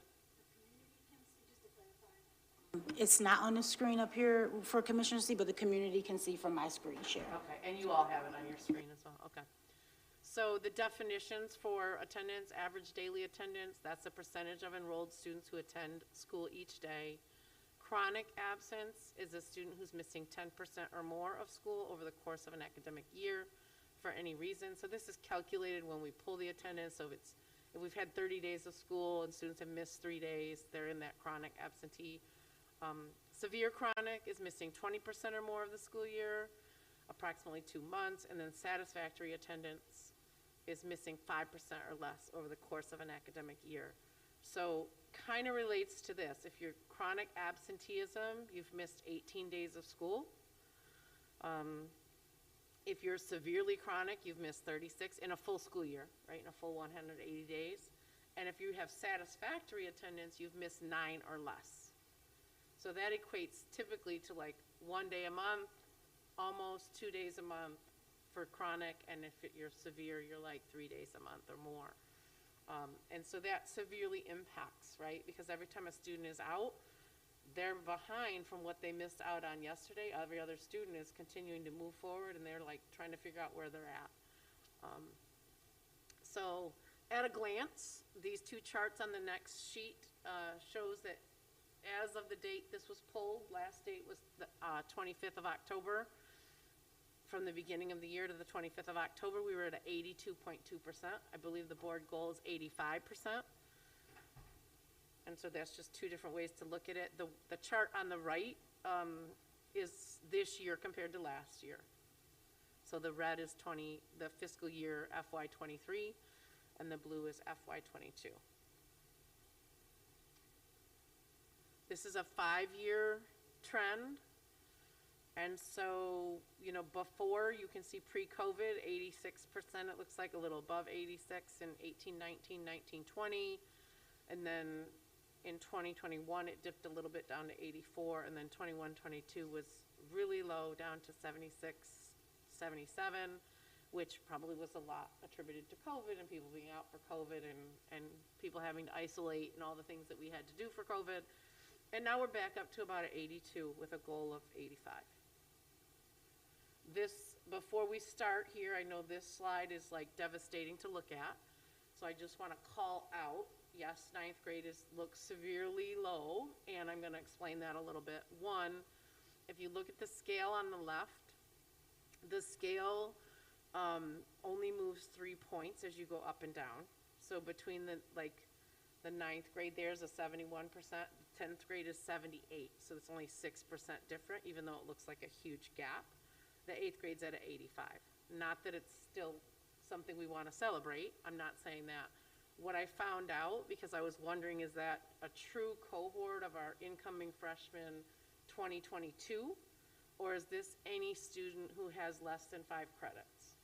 So in this 71%, it includes any student in our CSD enrolled that has less than 5 credits. So that includes students from 3, 4, 5 years ago even, that are still enrolled in our system that have less than 5 credits that are impacting this attendance rate for ninth grade.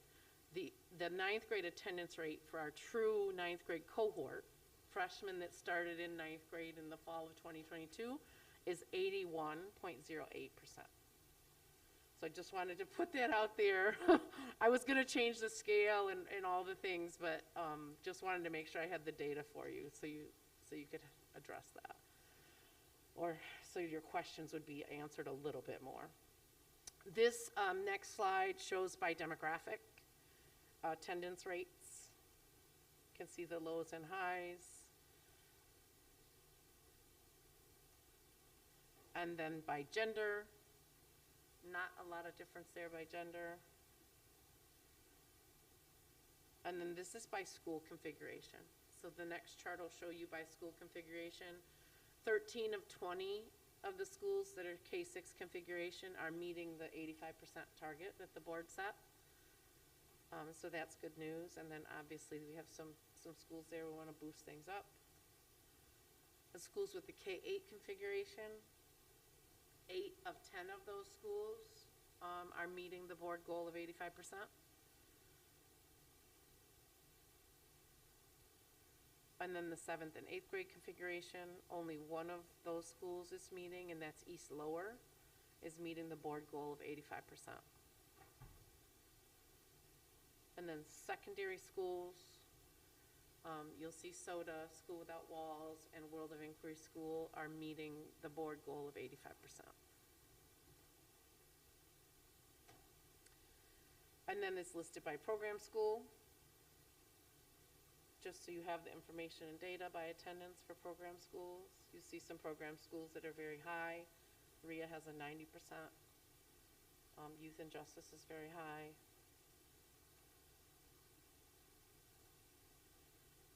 This next slide is kind of small, but it gives you their chronic absenteeism rate.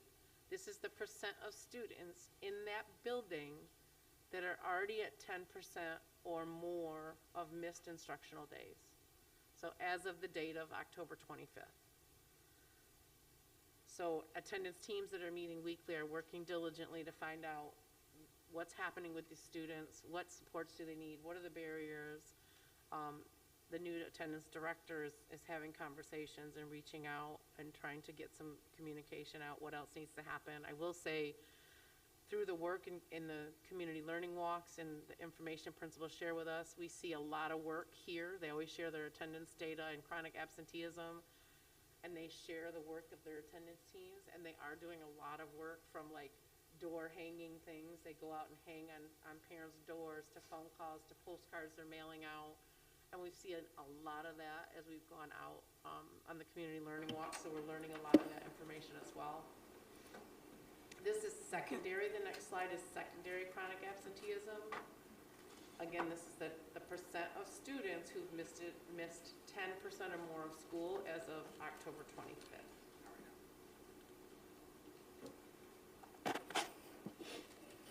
So these slides come directly from our new director of attendance, and she's talking about how she's working within the MTSS framework and really working with different teams, interactive attendance team observations and findings with operations, collaborating with the MTSS teams, looking at data, partnering with IM&T to support building and program level attendance teams, and then prevention, working in collaboration with communications. She also is running a tiered approach, which is very in line with MTSS, right? So what are we doing to celebrate and have things, relationship building and climate and culture? What are our tier 2 and tier 3 things that we need to do to engage students and families when students aren't attending, and figure out what the barriers are to support families? There's a slide with a lot of verbiage for MTS alignment. I'm not going to read through that, but feel free to read through and ask questions. But really, this is just to reiterate that multi-tiered systems of support aren't just for academic or behavior, but they're also in attendance. And there's a lot of continued collaboration in this work. The next slide talks about the key elements for reducing chronic absenteeism at the school level. So how are we engaging students and parents? right? How are students feeling welcome and engaged, and parents too? How are we recognizing not only good, but improved attendance? That students are actually starting to come to school once we start an intervention or we start a tier 2 or 3? How are we monitoring attendance data and practice?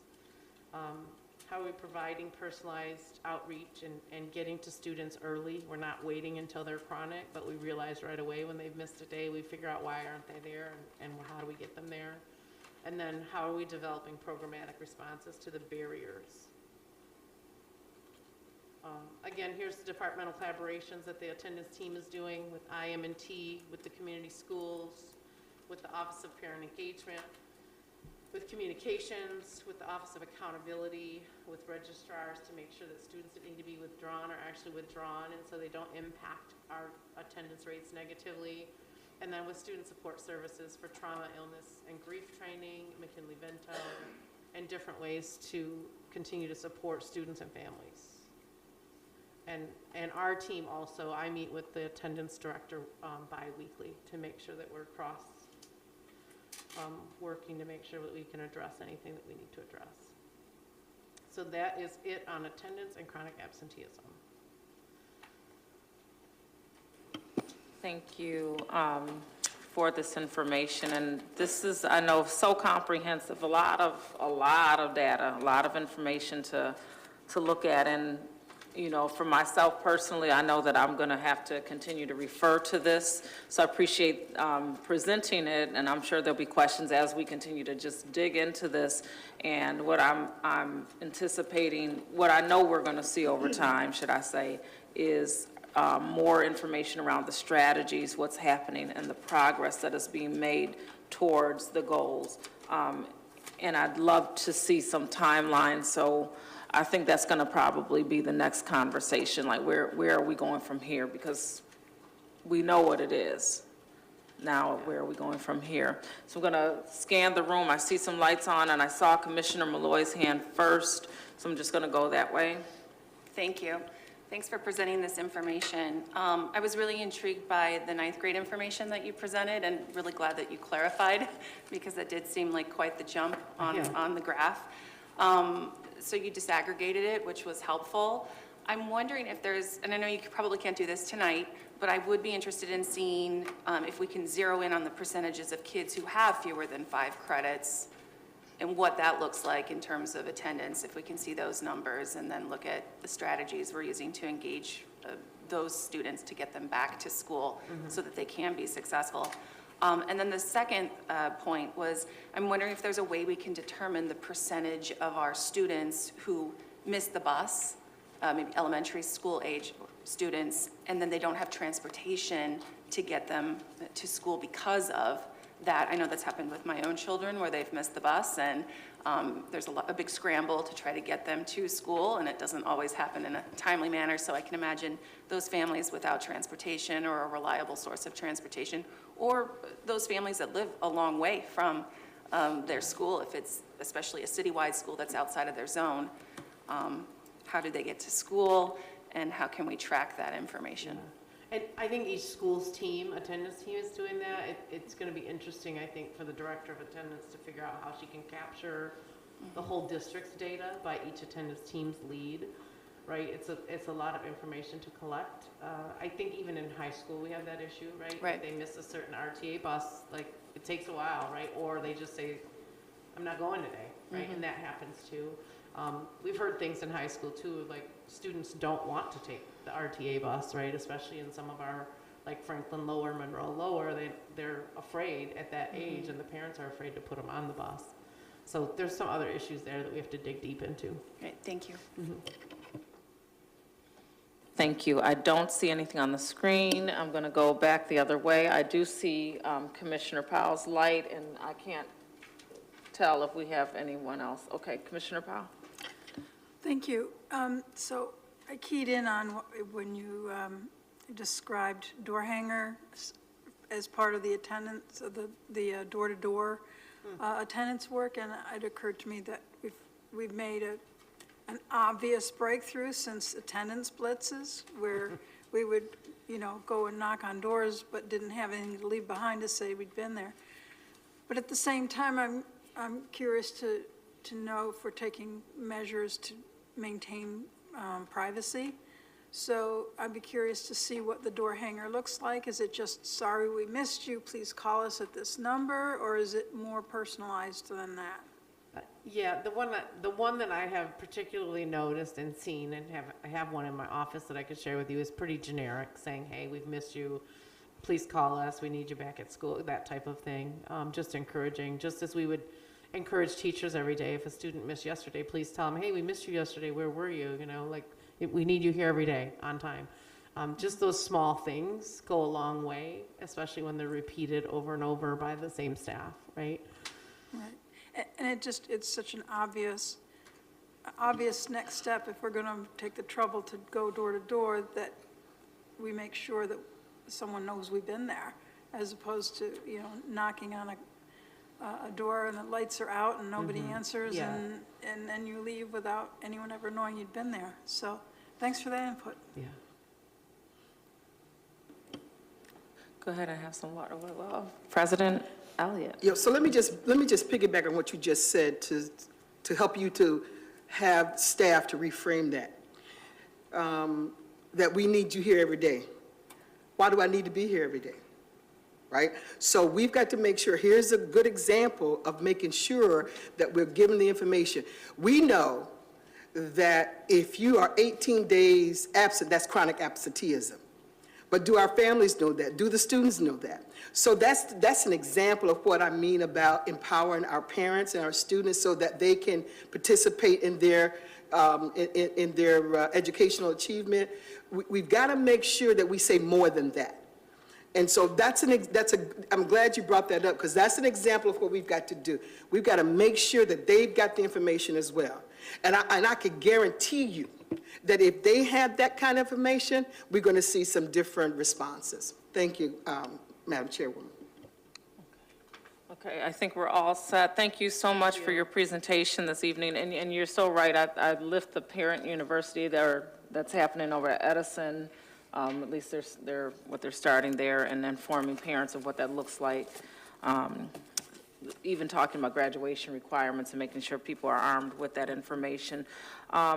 Dr. Hooper, we appreciate your patience, and thank you so much for joining us this evening. Please feel free to come on up and approach the podium. Dr. Cooper is going to finish out this long evening with some more very important information regarding Rochester's Universal Pre-K.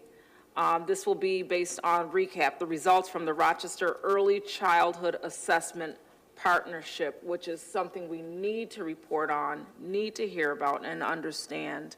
And as we know, as she's setting up, our pre-K programming is universal. It's universal and renowned, and something happens after those early grades that goes in the wrong direction. But I'm not going to further this conversation. I'm going to turn the mic right over Dr. Hooper. Can you hear me? Yes. Well, good evening, Commissioners, Superintendent Dr. Jallo. I appreciate you giving me this opportunity to share with you the results from the recap report from 2021-22. And during that school year, we were back at school in person. However, we were wearing masks during that time, and we were also practicing social distancing. So those were the two things that we were doing due to COVID that were different than our normal operations of the program.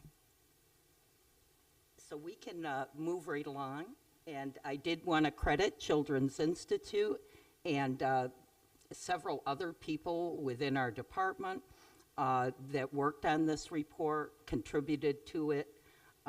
We have been contracting with Children's Institute and participating in RECAP, I believe, since about 1998. So it's been a long partnership. Just to give you a basic overview, what we saw last year was that our 4-year-olds arrived behind where we normally see them come into our program. We do believe that that's probably related to COVID.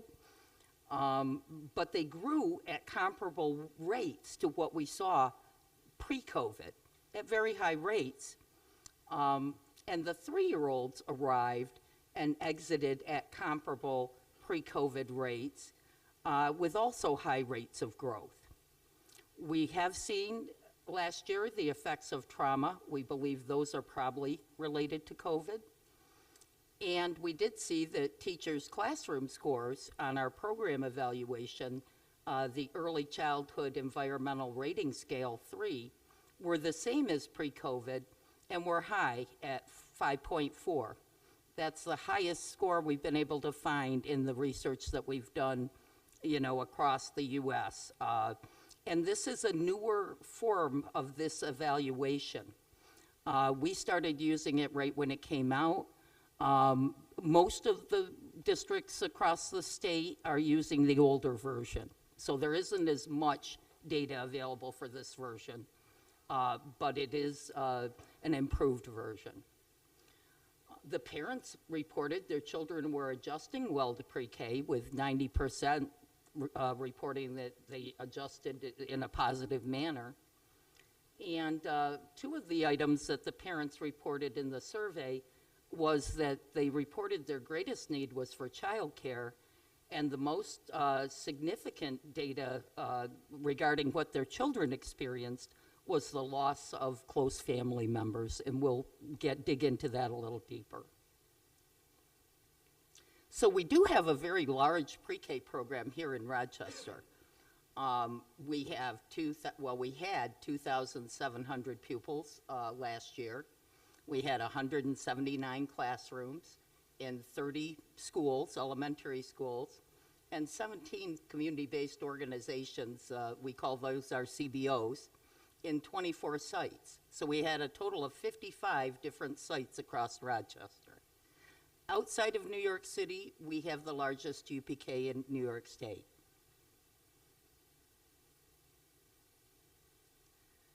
And we use some of our data along with data that the district had for the school-age students, the Youth Risk Behavior Survey, to apply for an Office of Mental Health grant. It was a student mental health grant for 5 years for $2.5 million. It was larger than it appeared to be because of the way this grant works. The K through 12 students, we can build the HMOs for, the health management organizations. I'm not sure what HMOs is, but it's the insurance companies. And accordingly, we are never supposed to charge pre-K families for anything attached to the pre-K program. So we use the other half of the grant, about $250,000 a year, to partner with the University of Rochester Mount Hope Family Center to establish a district-wide pre-kindergarten trauma clinic. They have expertise in, giving services to young children around trauma. They even have infant mental health services, which is very unusual. That is something that, they are known for internationally. So we're lucky to have an organization that provides these types of services to young children in Rochester. We'll also be using part of that to contract with Children's Institute, which is also affiliated with the University of Rochester, to provide behavioral services at one elementary school and one CBO pre-K program. And that's to supplement what we already do, because we have developed a multi-tiered system of support for social emotional development that is aligned with the pyramid model adopted by New York State for preschool. It's a pyramid model of social emotional development for preschoolers. Now, every year we do survey our parents, and pre-K is where our district first establishes relationships with our parents and family. It's usually the first time that they experience interacting with someone in our district. And it kind of sets the tone for their journey through education, all the way up to graduation. And we have many stories about our pre-K students and their successes.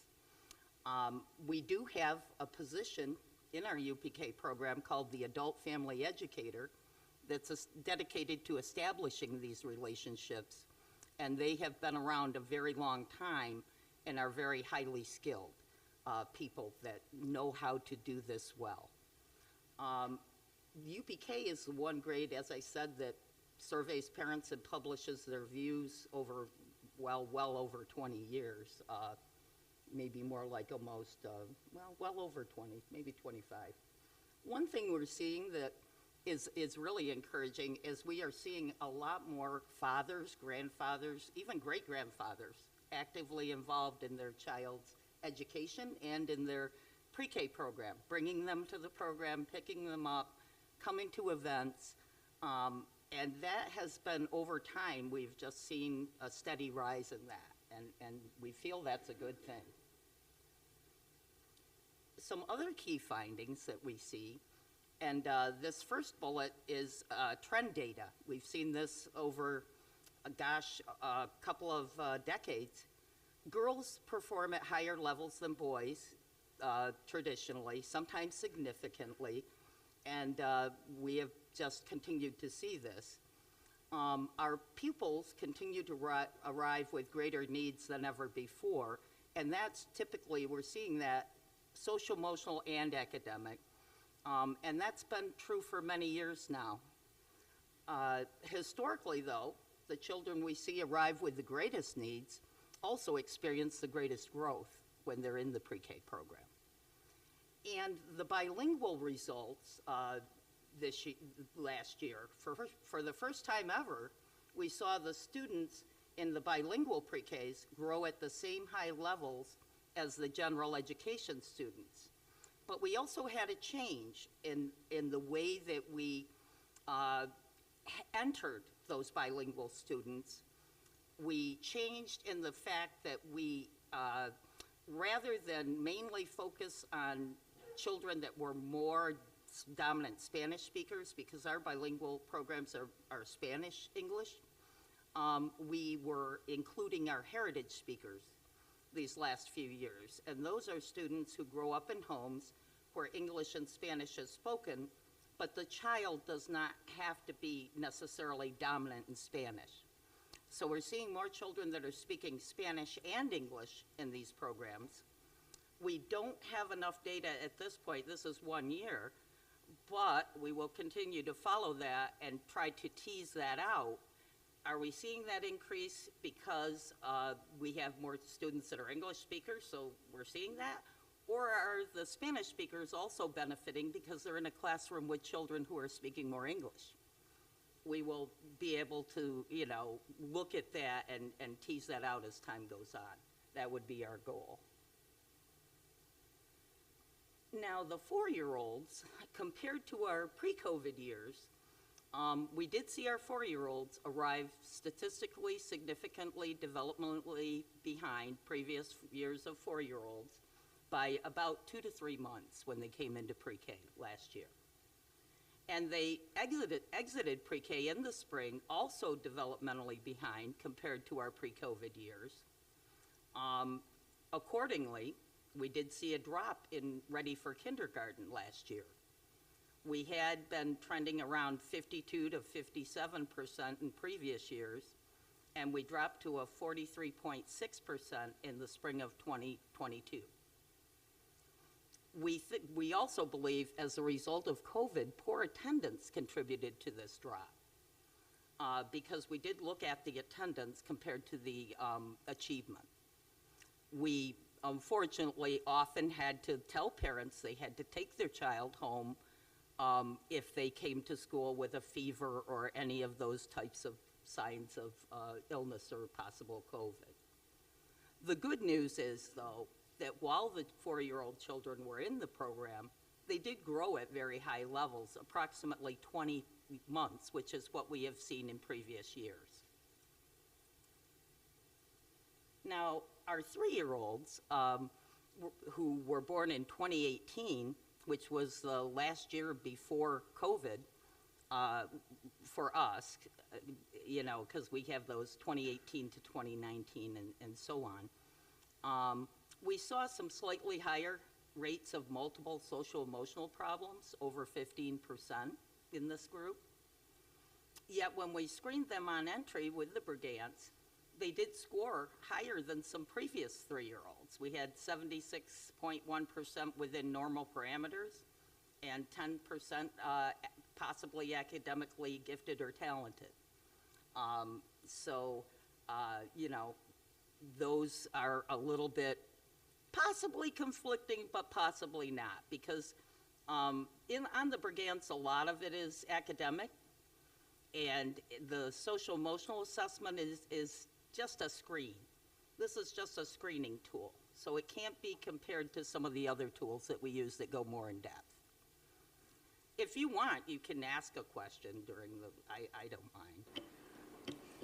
Or you can wait. I'm pretty flexible. I'm going to allow for this time, and then after we do this, then we'll just finish out the presentation. But I'm going to go ahead and honor that for you, Commissioner Powell, Thank you, for now. Madam Chair, for that permission.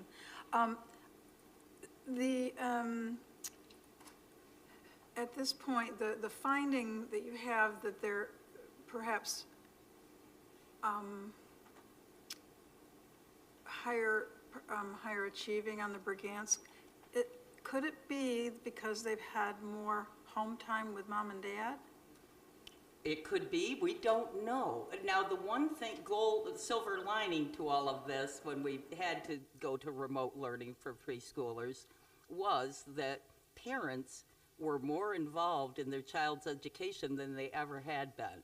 Because with a preschooler, you have to have an adult there with them to help them, even though the teacher may be on a Zoom, and we were delivering classroom materials to the homes, or parents were driving through and picking them up if they could. The parent actually had to be hands-on with that child, following what the teacher was demonstrating in order to help them, you know, be able to do the writing, the drawing, the reading the book, the counting objects, whatever the lesson was. And we had never had that many parents doing that with their children all at the same time. So that was the good, positive thing that came out of having to do things in this manner. The other thing is, like I said, the Brigance is just a screening tool. So it's like a dipstick, whereas some of these other tools that we used, like where we were able to find the higher rates of multiple social emotional problems, the teacher-child rating scale, that's a more in-depth assessment. So that is going to give you more detailed and more valid information. So that's kind of that difference. We did see, though, that our 3-year-olds last year grew at comparable levels as pre-COVID 3-year-olds, approximately 17 months from September through June. So again, that was the good news. And every year we usually see about, I don't know, anywhere from like 7 to 10% of our students are gifted, possibly gifted or talented. Now, the social emotional growth was, an area where we're especially concerned because of children being more isolated during this time of development. But in spite of the COVID pandemic and the effects on our children, we witnessed social emotional growth of our 3- and 4-year-olds comparable to pre-COVID levels. So like the academics, they still were growing at the same rate. So that showed us that they were resilient and still capable of growing at that rate, and that was the good news. Our students grew especially in assertiveness, and behavior control showed the least growth. That's similar to a term you may hear called executive functioning, and that's typically an area that may be harder for young children to master. Note, though, that before the COVID shutdown, we had concluded that using the pyramid model wasn't effective, that we had seen good results using that model. And task orientation, which is also, and I'm sorry, I misspoke, it's task orientation that is comparable to an executive functioning, and that's the ability to focus. But behavior control can be kind of related to that too. because you have to control your behavior in order to focus. So they are somewhat related. Now, we did have a lot of changes with our pre-K teachers in classrooms. Like everywhere else across the country and other grades, our pre-K classrooms witnessed a high rate of turnover, around 30%. The year before, in 1819, we saw a 21% teacher turnover. We anticipated this because of the baby boomer event, where we knew we had a number of teachers who would be ready to retire and that we would have a new wave of teachers coming on. In spite of COVID and turnover, on the ECHRS 3, that's our program evaluation, they scored the 5.4 overall, and 5.0 is considered good.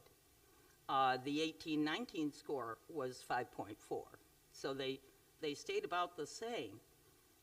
In a national literature review, we found our 5.4 score the highest, although there's very little current literature that exists on this somewhat new measure, the ECHRS 3, unlike our previous measure, which was the ECHRS R, which, you know, a lot of people are still using. So in our pre-K classrooms, when we used the program evaluation measure, the areas we scored highest on were interaction with students, 6.22, and program structure, 6.17. And I'm particularly pleased that we are scoring high with the interaction. Program structure is important too, but interaction is critical. Our lowest areas were in learning activities and space and furnishings. And we do believe that COVID had an impact on our space and furnishings, because at the time, the protocols and the social distancing that we had to follow reflected somewhat in our scores in that area, because those things you know, were not the way we normally do things. And we did see, and this is important, that teachers with more experience received significantly higher scores on the ECHRS 3.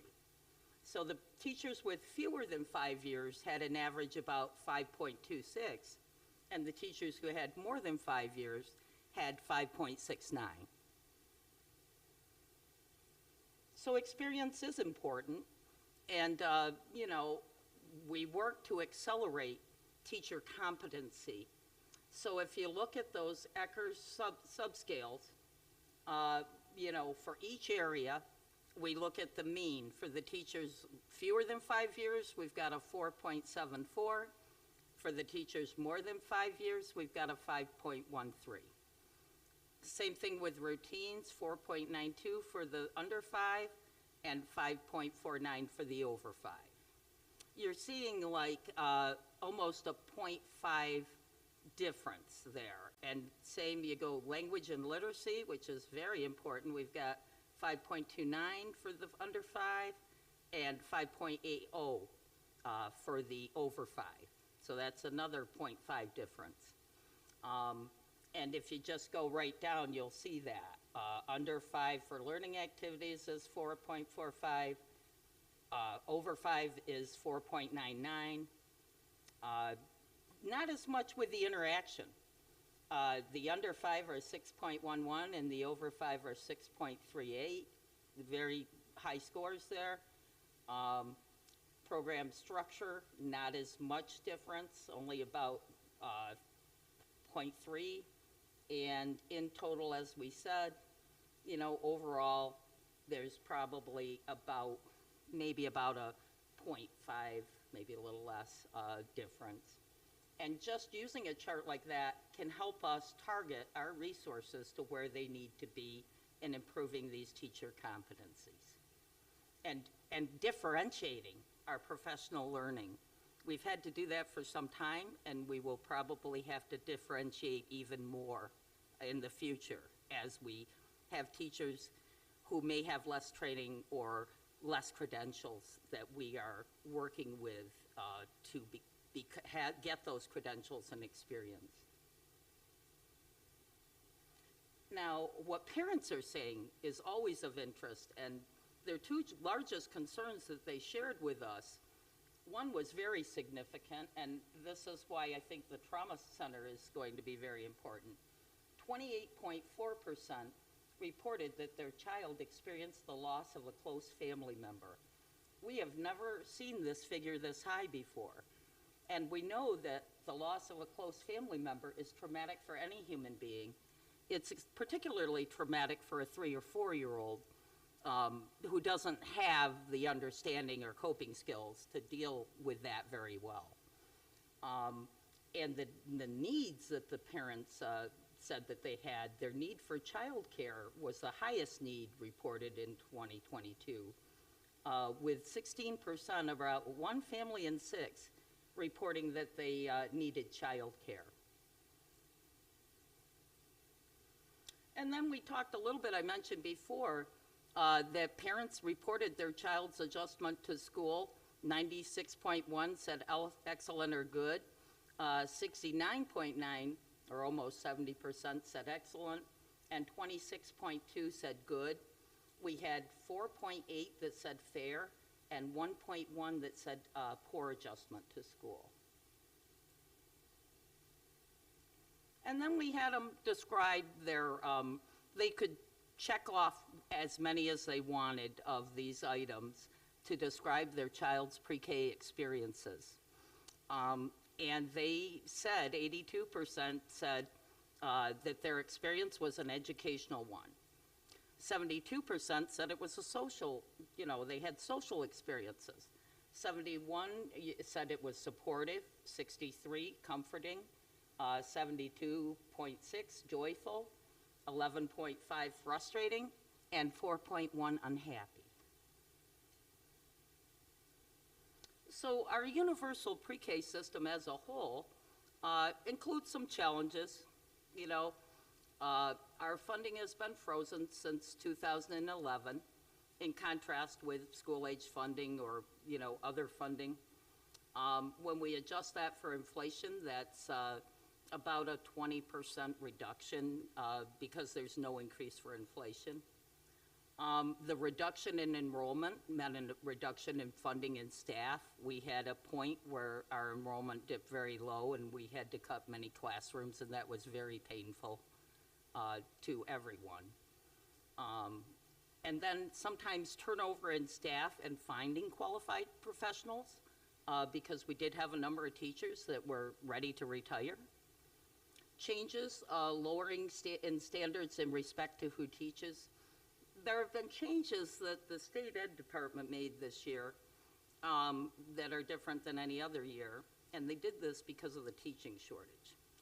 They now allow us to have teachers in our agencies, our CBOs, who have Child Development Associate certificates, which can be, it's the credential that you need to be a teacher in a child care program.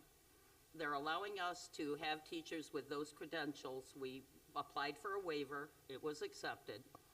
And we also can have educational directors who oversee these teachers who have a 4-year degree and are working on their teacher certification.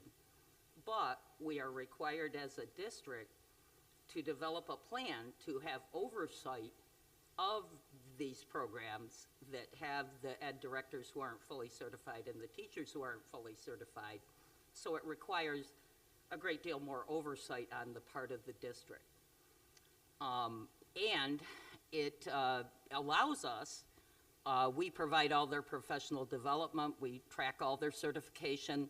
That is what we are required to do, and we report it to the state multiple times a year. And so it has created, more work that we need to do on the department side. But I do think that this is the way we will grow teachers, because we're not getting very many out of college these days. And so in order for us to grow teachers, people who are already in this profession, that are maybe assistant teachers or teachers in our CBOs that have these CDAs, this is what it will take. So it's not necessarily a bad thing. I think of it as perhaps a teacher incubator, where we, have the control to be able to provide the support and the expectations. So, there are different ways to look at that, but I think it can be a positive thing for us. There's been a large turnover in principals, so we've got principals that we need to be able to work with to understand what pre-K is and how the program works. And I talked to you a little bit about how our responsibility for oversight has now increased. Now, our assets include the fact that our pre-K infrastructure remains intact. We never stopped. Our program continued no matter what. No matter what we had to do, how we had to get materials, if we had to drive them to houses, if we had to have conversations on the porch, if we had to call parents. There was a long time when we couldn't get devices, and we had to do whatever we could. They were on a ship that didn't make it here very fast. We finally got them after a while. And our continuity of leadership remains intact. We have several people in the pre-K program that have been there a long time and are very dedicated to the program, including many of our CBO directors that have been in place a long time, and many of our department staff. Our professional development remains especially strong, as evidenced by the ECHRS student growth, amongst other factors. And right now, we're currently in the request for proposal process for our CBO UPK providers. All of our providers have to reapply, and new providers have applied. And we are just finishing their presentations, and we will start the site visit soon with our facilities department. And then we are working really hard to try to wrap that process up by early December. So looking ahead to the coming years, we're in a rebuilding period right now, and our scores likely reflect this reality. Rebuilding with new staff, training them, having to build new systems when things have changed at the state level. A lot of it is the hiring and training of the quality staff, because most of your program revolves around the staff that you have. The rise in fathers, how do we keep this going and, build a community amongst our fathers? I think this is important. And we need advocacy at the state level to address the funding shortages, because it will catch up with us eventually if we never get any kind of increase to keep up with the cost of living or the inflation. And now we're at the point, if you have any questions. Okay, thank you so much, Dr. Cooper. And I just want to recognize we have the Children's Institute sitting on board, and we also have, is that Southwest Education? That's Andy McGowan from my department. From your department, and I met you, and then we were up here like, wait a minute, we think we know him, but we wanted to just recognize we have folks here. So I'm going to start with, do I have anything down here? I do see Commissioner Powell, and we're going to work our way this way. Okay. It's good to see you, Dr. McGowan. Didn't you receive an award recently for administrative achievement? No?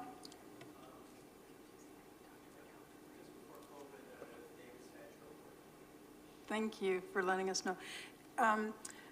My observation is that 2,700 students, that's as many as a small suburban school district, and you're administering a small school district on your own, just within the pre-K program, and independent evaluators have basically said that year after year, you continue to perform at the highest levels nationwide. I don't know why you're not an administrator of the, carrying a trophy for Administrator of the Year, year after year at this point. You've been an unsung hero for us. And I think maybe part of your success is that we had pre-K here before there was UPK, so we already knew what success looked like. And that's not true for all levels of our district, but it's always been true of our UPK program. We know what success looks like and what you have to do to maintain that success. And if only we could figure out how to carry, that kind of model up through kindergarten and first grade and so on. Because once folks know what success looks like, you can't go back. Thank you. President Elliott? Yeah, I just want to make a statement regarding fathers' involvement. In the Black community, fathers have always been involved. I know that may be a phenomena in the district, but we tend to believe that fathers are not involved, and there's data out there that shows that fathers indeed are involved in their children's lives. They may not be at the home, in the household, but they're giving money, they're coming and taking them out.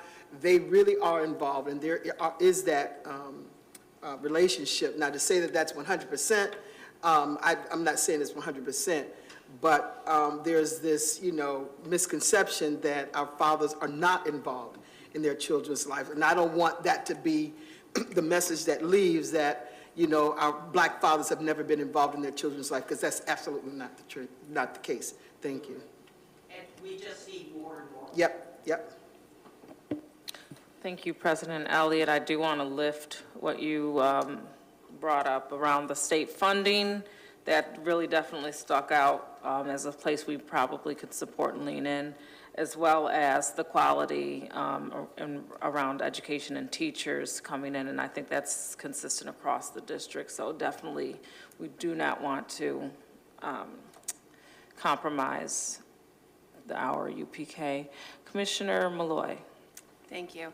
Dr. Hooper, thank you so much for just elucidating and giving us all this great information. All 4 of my children went through the pre-K program in our district, and I have to say they are all of the teachers, not only the teachers, but also our teaching assistants in those classrooms, as well as the parent liaisons.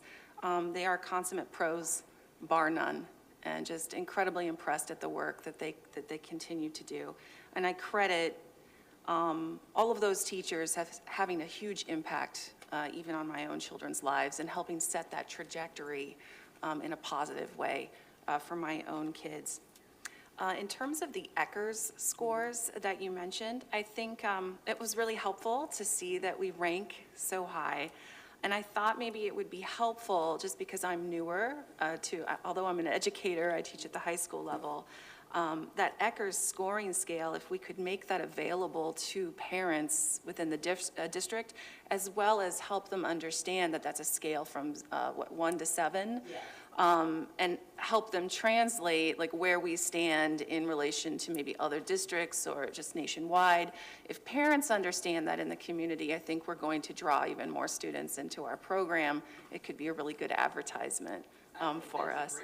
Suggestion, and I will take that up. Yeah, I was just looking at the numbers and trying to decipher, and had I seen that as a parent early on, I would have been even more impressed with the work that we're doing. I also just wanted to uplift when you were talking about the need for childcare within our community. Many parents need that wraparound service, and I think if there were a way we could offer that within our district schools in some capacity, perhaps that would eliminate the need for transportation for a lot of our families. I really wish we could in some way incorporate that into our programming, that wraparound service care. So thank you. Thank you, Commissioner Malloy. Commissioner Adams? Yeah. Everybody knows my story. That's where I started at pre-K. It was like I was born, and that's where I was born at. They embraced me. The adult family educators in there were just super awesome, welcoming, made me want to become a part of this district and made me allow my kids to become a part of this district. And they also, it wasn't just me, they established relationships with the parents. I don't know what happens when it gets to the K, up to regular school. We lose something there. Some of them aren't allowed to go to the same school with pre-K, but for whatever reason, we're losing them to charters. But at the pre-K level, the relationships is there. And I don't have any questions. I just need you to know that I will be the #1 advocate for addressing this flat funding that's going on with pre-K, not just paying attention to the special ed in pre-K, all of pre-K.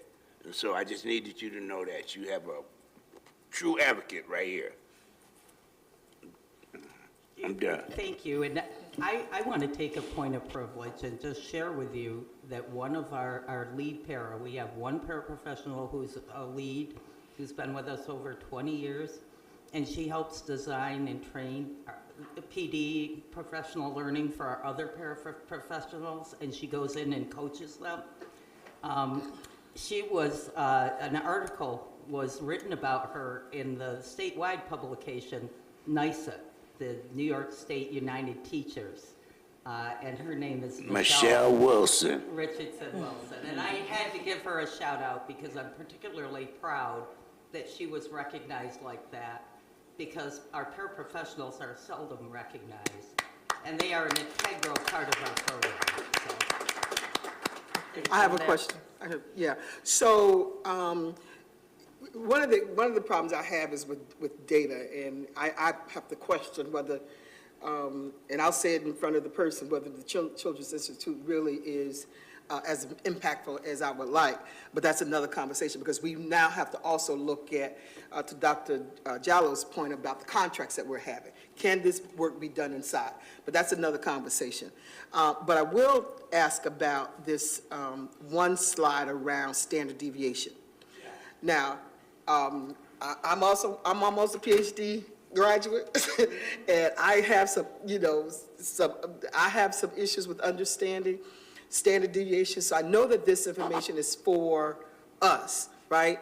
But many of us may not really understand what it means when we're talking about standard deviation, right? I know a little bit about it, but that's a slide. I don't know if we necessarily need to have it, or we have it in a different way. No, that's number one. So I would just point that out. Number two is that you talked about, you used the term genius on one of the slides when you talked about our pre-K students. And so there's data that shows that they are geniuses when they get into pre-K and early childhood, but something happens when they get in the regular school setting. They become where they're in need. And so Dr. Peluso and others, I'm going to ask that we we connect with what's going on in pre-K to the classrooms in first, second, and third grade, because around that second and third grade period, they are failing. And something is not right there. We're going to have to look at that as a district, because we want them, if they're a genius when they're in pre-K, and we want them to be a genius when they're in third or fourth grade.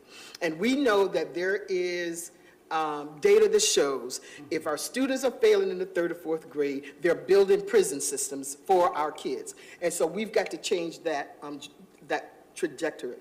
And then the last question with regard to what's going on in the CBOs, and I know that the CBOs do an amazing job at less cost. And so if the state is requiring that the executive directors of those programs have teacher certificates, my question is the state going to pay for that? Is there going to be the funding associated with that? Because many CBOs, and I've been working at CBOs for a very long time, just don't have the funding. And so is that going to be something that the state is going to underwrite? Well, let me try to take your questions one at a time, because there were quite a few of them. I'm not sure what your actual question was about the standard deviation. I just put a statement out. Okay. I was just putting a statement out there that many of us don't understand what that really means. Yeah, it's just how much the scores vary or are a away from that mean score. How much they are different. Okay, all right. Yeah, like you do your average and that's your mean, but then what is the variability around that mean? How much do they vary from that mean score? So that tells you how far away they are from it. It's a number that gives you that. Yeah. So if it's like a 1.16, there's more variability than a lower number like a 0.80. As long as you all know how to employ that within your program. Yes, then that's- and we meet every 2 weeks to look at the data and discuss it. We have a every 2-week meeting. The other question I want to remember. About the genius piece, that our students in pre-K start off as being genius, but then when they get to the 3rd and 4th grade, they're failing. Well, I think one of the reasons they do so well in pre-K is because the curriculum we use is an inquiry-based curriculum, high scope. And you know, we do have a scope and sequence, so we make sure we cover all the areas. But within that, there's enough flexibility that, you know, we can follow the student's interests. We can substitute one item for another in the same lesson, hitting the same standards, but we can like kind of mold it to be what they're interested in. And some of our most successful programs in the district are inquiry-based, like our Montessori, our World of Inquiry. You know, the state education department, right before COVID, we were moving a lot in this direction, is advocating for the early childhood grades, besides pre-K, to infuse play into their curriculum to engage students more. And I went to some conferences in Albany and that were sponsored by state ed, and was working with our departments to try to do that pre-COVID. So that might be something we want to look at, how we can infuse that again to better engage students, because that's a strategy that state ed has been advocating. That's huge. Thank you, thank you. So- And then just with the, is the state, will the state underwrite this I want to tell teacher you a little bit certification? about Yeah. that. This kind of feeds into our funding situation. We are increasing the per child rate for our CBOs by $1,000 in the RFP process to $10,000 per child. But that doesn't give us a very wide margin of what we have left over to run everything, because it's a little over 12,000 when we back into that figure. Yes, To do all the other stuff that now the state wants us to do, especially that support and oversight with, you know, having people that are trying to get certified and all of that. So we're taking that out of the grant, but if we can't go any farther than that But unless just we be, get an increase. yeah, because- right, and that may be, Commissioner Adams, what we have to fight for, because community-based organizations don't have the kind of money, the resources in order to help to underwrite that. So that's something we have to Once we discuss. get that Yeah. increase, Commissioner Elliott, I just figured this out yesterday with my budget person, we're going to be pretty much equal to the cost of doing a classroom in district or doing one in a CBO. Okay, So that's kind of where we are right all right, thank you. I like Appreciate what it. you said about inquiry-based, and I appreciate your presentation this evening. I put up a quote earlier this evening or the other day about education, and it was about true education. Thank you so much, Dr. Hooper. True education is not about the learning of facts, but the training of the mind to think. And so I think that is just so imperative that we lead with that. And I do apologize. We might need you back because I missed the little hand on the screen, and that's from Vice President LeBron. So but I missed that. That was definitely not you. So Vice President LeBron, did you have a statement or question? Yeah, both. I saw Robin walking away. I'm like, oh, Dr. Hoover, we need you to come back real quick. So just a couple of things. One, I do want to point out, like, my grandson started pre-K at school number 2 this year, an amazing classroom, amazing teachers, paras, we love them, which I'm very happy with because he needs speech and we're navigating, working through that. And I will tell you, like, since September 7th, I think was the first day of school till now, so in a month, my grandson went from like saying words to needing speech to like stringing sentences along. So like tonight, he was like, I'm not gonna eat, I'm not gonna like that. And that was the first time he's ever said something like that about a food, even though I know he's a picky eater. I was so shocked. So I do feel like the growth in like 30 days and just being in pre-K consistently with other peers and learning has been amazing to watch and grow. And he still needs speech, but he learned how to say yes in this 30 days, right? Everything was no before, even when he meant yes. This is Cedric, say hi. 'Cause Gwen was Hey, talking. Cedric.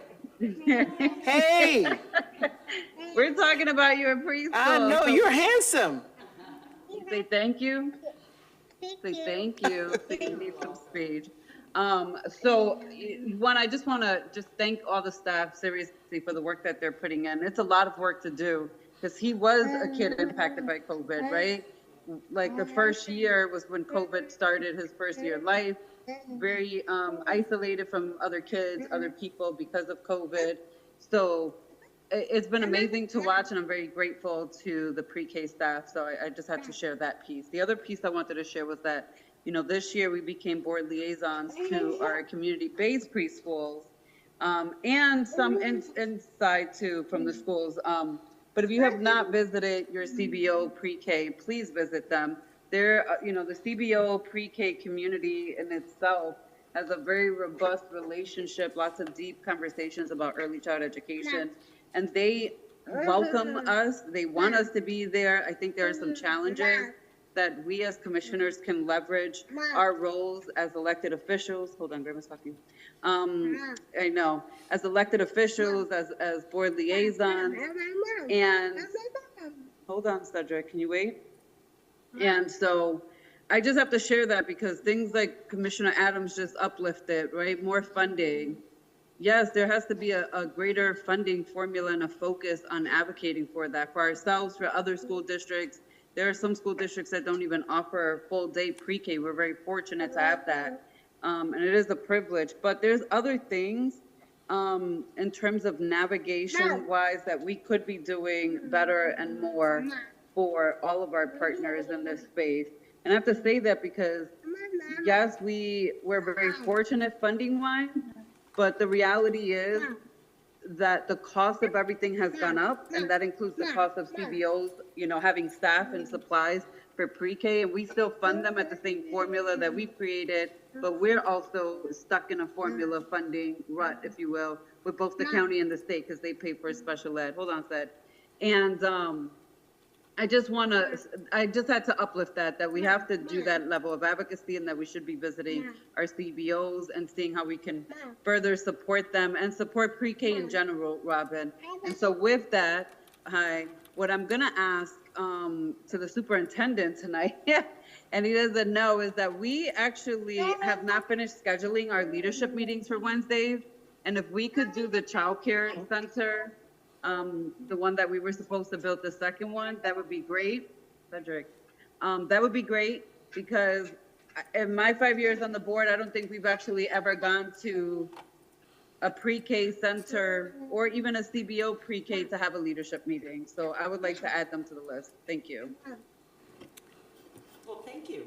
I love that idea. President Elliott, I see your light. Or did you have anything? Okay, great, because Cedric has the right idea. Cedric, that's how we're feeling. Dr. Hooper's ready to do this too. We're all saying bye-bye, Cedric, and goodbye. Thank you so much for your patience with us this evening and your presentation and the work that you have done for so many years with this district. And so with that said, I believe that ends our presentations this evening. Please take a moment. Do not give me poor scores because I had you up here all night. Take the board survey if you don't mind. I appreciate that. And we are going to end the session. Do I need to do okay, so I'm going to entertain a motion to end this equity. Don't put what? Second. Second, okay. So I think I got did you catch that? Okay. We are concluding this session for the evening. Thank you. Thank you. I'm going to give, All in favor? All in favor? Aye. Aye. Thank you. Now we are ending the session for the evening. thank you, General Counsel. So I'm going to give us just a few minutes to complete the poll before we start with the special meeting? Go and vote if you haven't.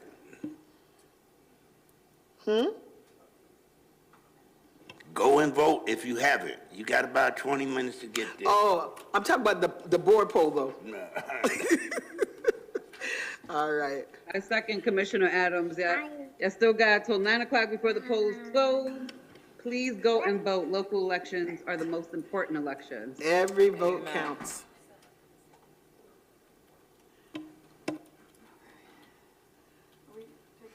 Just a couple of minutes, yes.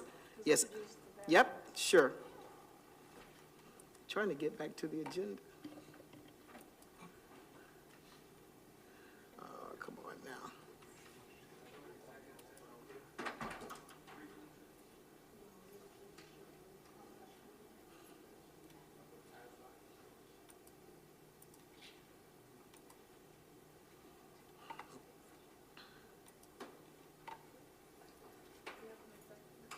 We do.